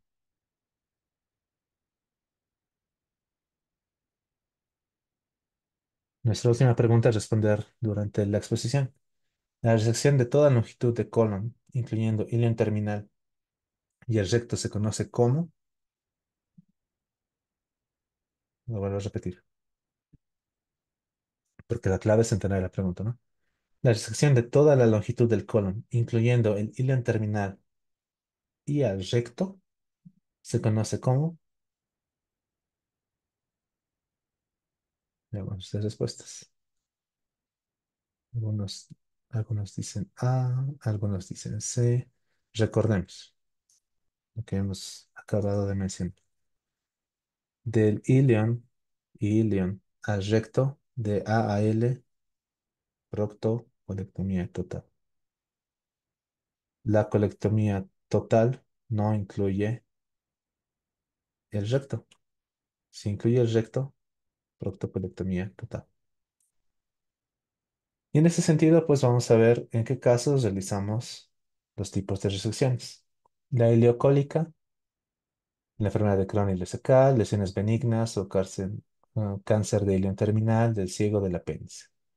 Una colectomía derecha, pues la operación más apropiada para el cáncer de colon proximal, casi siempre con anastomosis ileotransversa. Transversa.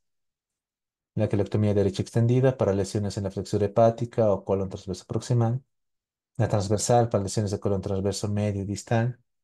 La izquierda para lesiones del colon transverso distal, de la flexura esplénica o del colon descendente, generalmente con anastomosis colocolónica. La colectomía isquial extendida en lesiones del colon transversal distal.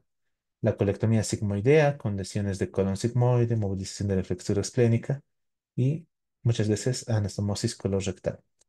Y la colectomía total y subtotal en casos de colitis fulminante, poliposis adenomatosa familiar o un carcinoma o un cáncer de colon sincrónico. Respecto a la proctocolectomía, pues vemos, ¿no? Se extirpa todo el colon, el recto, se puede llegar hasta el ano y se asocia generalmente a una ileostomía de Bruch, una ileostomía terminal.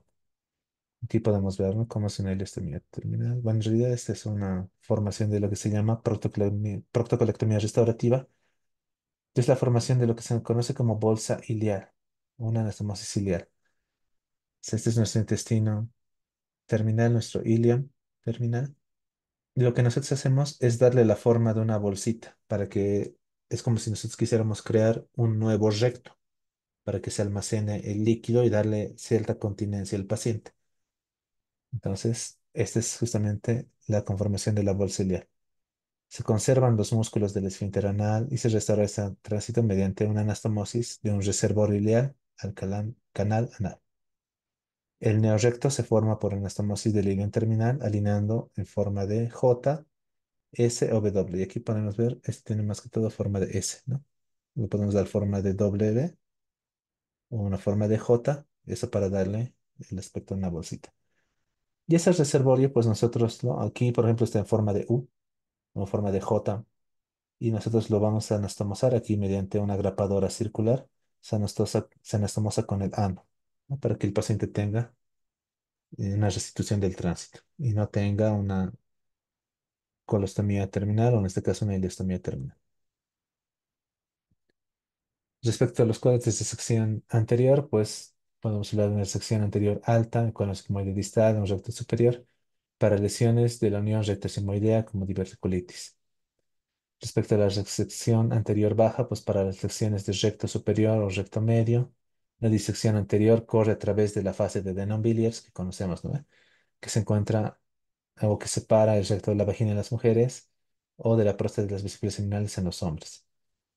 Una resección anterior baja extendida, pues para lesiones del recto distal y puede asociarse a una ileostomía temporal. Esta es, por ejemplo, una ileostomía temporal. Respecto al procedimiento de Hartmann y una fístula mucosa, pues es una colectomía más una ileostomía o colostomía. El colon distal y el recto se deja como una bolsa ciega y se puede asociar a una fístula mucosa. O se deja como una bolsita, o sea, se cierra, o si no, se le puede exteriorizar también, como se ve aquí, para que por esa exteriorización salga moco que produce el intestino. Nuestro punto clave número 2, la función después de una resección. La función intestinal suele verse comprometida después de la resección colorectal, especialmente después de una resección anterior baja.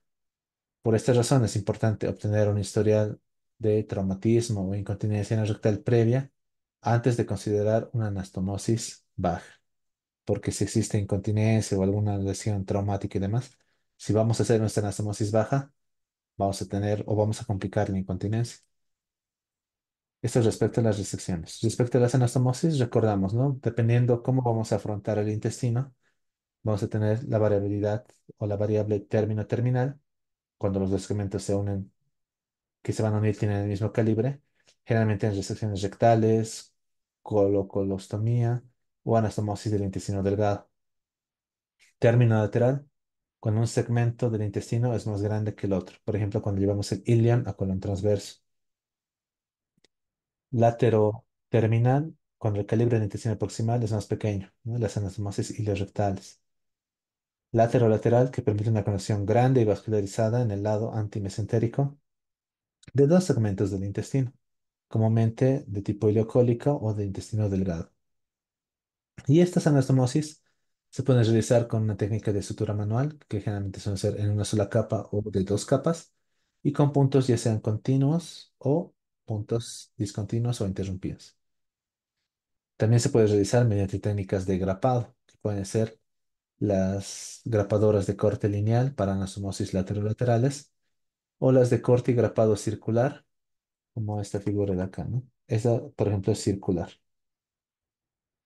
que nos sirve para anastomosis terminoterminales, terminolaterales o lateroterminales, especialmente a nivel del canal anal y rectal, donde la anatomía de la pelvis, por el espacio de la cavidad pélvica, no permite realizar una anastomosis a mano. ¿No? Hace que ese procedimiento a mano sea difícil o incluso imposible, dependiendo de la altura en la cual nosotros queremos realizar la anastomosis. Y aquí tenemos, ¿no? Por ejemplo, esta es una término terminal. Los dos cabos tienen el mismo diámetro, entonces se afrontan uno frente a otro. Vale la redundancia para hacer la sutura. Aquí vemos cómo es una sutura a mano, ¿no? Aquí, por ejemplo, tenemos el término lateral cuando el proximal es más delgado que el cabo distal, entonces se hace del terminal al lateral.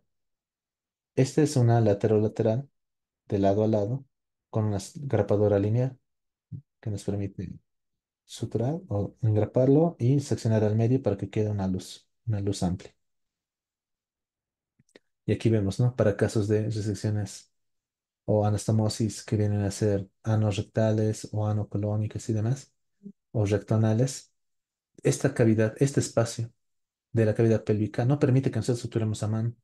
Desafortunadamente existe nuestra grapadora circular que entra de esa forma, ¿no? El paciente en esta posición, en esa dirección utilizamos la grapadora para que nuestro recto se encuentre con nuestro intestino, se acercan, se afrontan y disparamos la grapadora. Grapa y secciona la parte del medio y tenemos ahí nuestra anastomosis. Luego tenemos las ostomías y tenemos el punto clave número 3 de nuestro capítulo que nos dice que las ostomías o la formación de estomas pues requerirán una preparación, ¿no? La marcación prequirúrgica de los estomas planificada es fundamental para la calidad de vida del paciente. Idealmente, el estoma debe ubicarse dentro del músculo recto, en un lugar donde el paciente pueda ver y manipular fácilmente el aparato, lejos de cicatrices previas, prominencias óseas o pliegues abdominales. ¿Por qué? Para comodidad del paciente. Y aquí vemos, ¿no? Estas son las recomendaciones justamente. La formación de los estomas, ya sea una ileostomía o una colostomía, pues logra ser temporal o en algunos pacientes puede ser permanente. Puede ser de un extremo o terminal o puede ser en asa o en boca de escopeta. Para todos los estomas es necesario realizar una incisión circular en la piel. El tejido celular subcutáneo se diseca hasta la vaina anterior del músculo recto abdominal y esta vaina o esa aponeurosis se secciona en forma de una cruz. Se separan las fibras del músculo mediante una técnica Roma, realmente con los deditos. Y siempre tenemos que tener cuidado con esta arteria epigástrica inferior, que quienes han entrado a alguna cirugía, cuando estamos cortando a ese nivel para mediano, muchas veces se secciona de forma accidental y sangra. Sangra una barbaridad hasta que lo logramos controlar. Entonces hay que tener cuidado. La vaina posterior se secciona creando un defecto de 2 a 3 dedos y el intestino se exterioriza y se fija con sutura, ¿no? Aquí ya, por ejemplo, se ha hecho una incisión circular, se ha atravesado la piel como mencionaba la técnica y se logra atravesar el intestino. En este caso es exterminar, ¿no? Sale y empezamos a fijar con sutura. La técnica de Brook nos permite la formación de esa fijación formando un pezón. Por ejemplo, si han visto, los bordes están evertidos, formando ese pezón mediante la eversión de la mucosa que se fija con una sutura interrumpida, ¿no? Sutura discontinua. Y aquí luego ya pegamos nuestra bolsita de colostomía. Respecto a los cuidados que mencionaba aquí para nuestra planificación de la ubicación de la ostomía, dentro del músculo recto abdominal, ¿no? En los músculos abdominales, dentro del músculo. En un lugar donde el paciente pueda ver y manipular fácilmente el aparato, ¿no? Y tenemos que alejarnos de nuestras prominencias óseas, ¿no? Lejos de cicatrices y prominencias óseas o pliegues. Entonces tenemos los pliegues, las prominencias de la cadera, los pliegues de la cintura, de la costilla. Entonces nos alejamos prácticamente este en el sector medio, es el ideal para realizar nuestra ostomía. Si hablamos de ileostomía, entonces estamos hablando que vamos a exteriorizar el ileón terminal. Esta suele ser temporal o permanente. Temporal mientras se protege una anastomosis que corre el riesgo de fuga. Por ejemplo, aquí se hace una especie de anastomosis en nuestra bolsa ileal Y para protegerlo, hacemos nuestra ileostomía. Esta, por ejemplo, es en escopeta, es de boca doble. Esta es temporal. La terminal es solamente una boquita, como hemos visto en esta figura. La anastomosis baja del recto, un campo irradiado, un paciente inmunocomprometido o desnutrido o en algunas cirugías de urgencia, podemos hacer estos procedimientos temporales. El permanente es a veces necesario después de una proctocolectomía total en pacientes que han sufrido obstrucción. También se puede realizar una ileostomía temporal. Y la ileostomía terminal es la más indicada en estos casos, ¿no? O sea, solamente una boquita. ¿Cuáles son las complicaciones? Pues la necrosis del estoma, la retracción del estoma, la deshidratación, pérdida de líquidos electrolitos, porque el ileum elimina nada más entre 1500, ¿no? De 1500 cc de líquido, entonces el paciente puede deshidratarse. Este líquido también es irritante para la piel circundante, puede haber casos de obstrucción, una hernia paraestomal o hasta prolapso de nuestro estómago. Respecto a la colostomía, en este caso no estamos sacando el ileum, esta vez ya sacamos el colon. La mayoría de las colostomías se confeccionan de forma terminal y no en asa y se maduran con técnica de Bruch, de esa misma forma. ¿No? Es la técnica de Bruch para la maduración. ¿Cuáles son las complicaciones? De igual forma, necrosis de la colostomía, su retracción, la obstrucción, que en estos casos es inusual por el calibre del intestino. Una hernia paraestomal es la complicación más tardía y también la más frecuente. El prolapso es raro, pero es más frecuente en las colostomías en asa. Y la deshidratación también es rara, porque dependiendo de la altura del colon, pues no se elimina tanto líquido como en la ileostomía. Y de igual forma, el líquido que elimina el colon no es tan irritante para la piel como en el caso de una ileostomía. Respecto a los resultados funcionales, el funcionamiento que sigue la reacción colónica segmentaria y la anastomosis primaria, por lo general es excelente. O sea, le damos cierta calidad de vida al paciente. Un pequeño porcentaje de pacientes va a referir diarrea. Mientras más distal es la anastomosis, hay más riesgo de diarrea. Los problemas físicos y psicológicos asociados a una ileostomía de Bruch llevaron al desarrollo de una ileostomía con bolsa de Koch, o sea, formar un reservorio. Sin embargo, la formación de este reservorio para que el paciente tenga cierta cantidad de continencia, pues produce una alta morbilidad. O sea, esta bolsa se complica. Por eso, generalmente no se realiza de forma rutinaria. Actualmente no se realiza, en otras palabras. La formación de una bolsa ileoanal es atractiva, pero los resultados distan de ser perfectos. La bolsa ileoanal es justamente esta de acá, ¿no? Con el ileo formamos nuestra bolsita de reservorio y esto lo anastomosamos al ano y ya tenemos nuestro tracto o nuestra restitución de tracto intestinal. Sin embargo, si bien es atractivo, no tiene resultados perfectos. ¿Por qué? Porque el paciente presenta de entre 8 a 10 evacuaciones al día.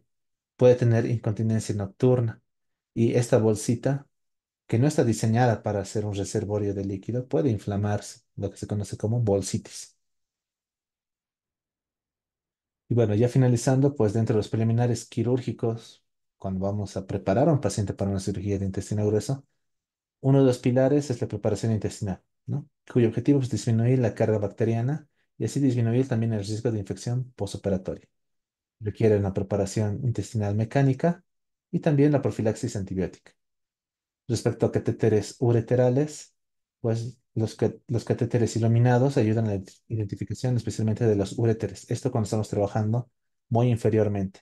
Esto se ve más que todo en cirugías ginecológicas, ¿no? Cuando hablamos de histerectomías por la temida complicación del compromiso o lesión de los uréteres, pues poder instalar catéteres iluminados fluorescentes por vía cistoscopía a los uréteres los ayuda a identificarlos durante las cirugías y así también cuidarlos, conservarlos para que no exista mucho riesgo de lesión.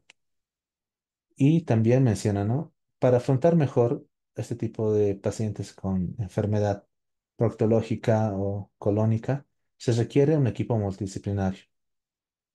La presencia de un coloproctólogo, de un urólogo o de un uroginecólogo. También si estamos frente a patología oncológica, la presencia de un oncólogo clínico o un radiooncólogo le oferta mejores resultados al paciente. Como les dije, es un capítulo o una parte del capítulo un poquito amplia, muy variable, ¿no? Hemos hablado anatomía, embriología, fisiología, semiología, estudios complementarios y también hemos abordado lo que vienen a ser técnicas quirúrgicas, pero todo eso nos sirve para que cuando hablamos ya de la patología específica podamos justamente solamente recordar y más bien reforzar con en qué casos vamos a hacer, qué tipo de resección o por qué estamos pidiendo ecografía, por qué pedimos tomografía, etcétera. En fin, ya para finalizar, vamos a hacer un pequeño resumen muy puntual de lo que acabamos de ver. Y vemos, ¿no? Cuando hablamos de colon recto llano, pues respecto al colon, sus divisiones anatómicas son el ciego como primera porción, que recibe el contenido del ileón terminal, un colon ascendente que sube por el lado derecho del abdomen, que es fijo, un colon transverso que cruza el abdomen de derecha a izquierda, relativamente móvil, un colon descendente que desciende por el lado izquierdo, igual fijado al recto peritoneo, un colon sigmoide que conecta el colon descendente con el recto, que es una sección extremadamente libre, muy propensa a obstrucciones y finalmente el recto y el canal anal como últimas porciones encargadas de la expulsión de las heces, un mecanismo de continencia y defecación. De funciones principales tenemos, ¿no?, la absorción de agua, electrolitos, recordando que el colon convierte el quimo líquido en heces semisólidas, la formación y almacenamiento de las heces que se almacenan en el colon sigmoideo hasta su expulsión, también la motilidad, ¿no?, los movimientos peristálticos y segmentarios que ayudan en la mezcla y propulsión del contenido intestinal. Respecto al recto, su ubicación y extensión, pues como la porción final del tracto gastrointestinal se extiende desde el colon sigmoideo hasta el canal anal, aproximadamente 12 a 15 centímetros. Su función principal es el almacenamiento temporal de las heces antes de la defecación y la coordinación de la defecación mediante la relajación de los esfínteres anales internos y externos con la contracción voluntaria del esfínter anal externo. También tenemos la irrigación, que es importante que esté recto, la parte superior por la arteria rectal superior, que es rama de la mesentérica inferior, y las ramas arteriales rectales medias inferiores, que son ramas de la arteria ilíaca interna. Respecto al ano, en su ubicación y función, pues será nuestra porción terminal del tracto gastrointestinal localizado en el canal anal, y su función principal es la excreción de las heces, manteniendo la continencia fecal. Sus divisiones, ¿no? Tenemos el esfínter anal interno, que es la musculatura lisa involuntaria que mantiene el tono en reposo como a continuación un engrosamiento de la capa circular lisa del resto del colon, y el esfínter anal externo, que es una musculatura estriada voluntaria que permite el control consciente de la continencia y la defecación. Respecto a su inervación, tenemos inervación somática, la inervación del esfínter anal externo por el nervio pudendo, y también tenemos una inervación autonómica, la inervación del esfínter anal interno por los nervios simpáticos y parasimpáticos. Respecto a la fisiología en general, hemos visto, ¿no?, intercambio de líquidos y electrolitos para todo el colon. Aproximadamente el 90% del agua contenida en el líquido ileal se absorberá en el colon. La producción de ácidos grasos de cadena corta por la fermentación bacteriana de los carbohidratos. La presencia de la microbiota colónica y la formación de gas intestinal. Recordando que alrededor del 30% del peso fecal está compuesto por bacterias y que en el tracto gastrointestinal tenemos entre 100 y 200 mililitros de gas que se liberan en un volumen de 400 a 1200 mililitros por día en forma de flatos. Respecto a la motilidad, habíamos visto que no tiene actividad cíclica, pero sí tenemos contracciones intermitentes de amplitud baja y de amplitud alta. En el mecanismo de la defecación, pues como un mecanismo complejo y coordinado de relajación de los esfínteres. Y la continencia, que considerando que el esfínter interno es responsable de la mayor parte del tono involuntario en reposo y que el esfínter externo es el responsable de la mayor parte del tono voluntario. Recordamos lo que vimos en la evaluación clínica. La evaluación clínica con el historial completo, el examen físico exhaustivo, los estudios de endoscopía, anoscopía, proctoscopía, sigmoidoscopía, colonoscopía y hasta la cápsula endoscópica. En estudios de imagen, la radiografía simple, de contraste, las tomografías, la resonancia, la angiografía, el ultrasonido endorrectal y el ultrasonido endoanal. Como investigaciones fisiológicas del suelo pélvico, pues la manometría, la neurofisiología, los estudios de evacuación rectal. En los estudios de laboratorio, pues estudios de sangre oculta en heces, inmunohistoquímica para estudios de sangrado o para cuadros de sangrado, estudios en heces, especialmente cultivos para cuadros infecciosos, marcadores tumorales y pruebas genéticas para patología oncológica. Dentro de los síntomas frecuentes que tenemos que investigar, pues está el dolor abdominal, pélvico, rectoanal, la hemorragia gastrointestinal baja, el estreñimiento y la obstrucción de la defecación, la diarrea, el síndrome del colon irritable y la incontinencia como los más representativos. Y finalmente, las consideraciones quirúrgicas generales, pues hemos hablado de las resecciones, hablando de la resección de emergencia, la resección de mínimo acceso y el procedimiento de Hartmann como uno de los más atractivos cuando hablamos de patología colónica. Tenemos los cuadros de anastomosis, que hemos visto que pueden ser término terminal, término lateral, lateroterminal, laterolateral, y esas pueden ser a sutura a mano o con grapadoras o sutura mecánica. Y las ostomías, ¿no? Hemos descrito la ileostomía y la colostomía. Y dentro de los preliminares quirúrgicos, importante, ¿no? La preparación intestinal, el uso de catéteres ureterales y el equipo multidisciplinar. Muy bien, eso respecto a nuestra clase de esta noche. Como les había anticipado, es una parte un poco extensa del tema. Sin embargo, nos prepara para que cuando nosotros abordemos los temas específicos, lo podamos hacer de una mejor manera. Si no tenemos preguntas para esta clase, pues podemos finalizarla recordándoles que el día jueves vamos a tener dos temas. Vamos a ver la enfermedad diverticular, también lo que viene a ser los cuadros obstructivos, que si revisan el texto es bastante puntual, ¿no? Pero vamos a recordar lo que hemos visto el día de hoy también, ¿no? Respecto a los síntomas, los estudios que vamos a solicitar y especialmente el tratamiento quirúrgico.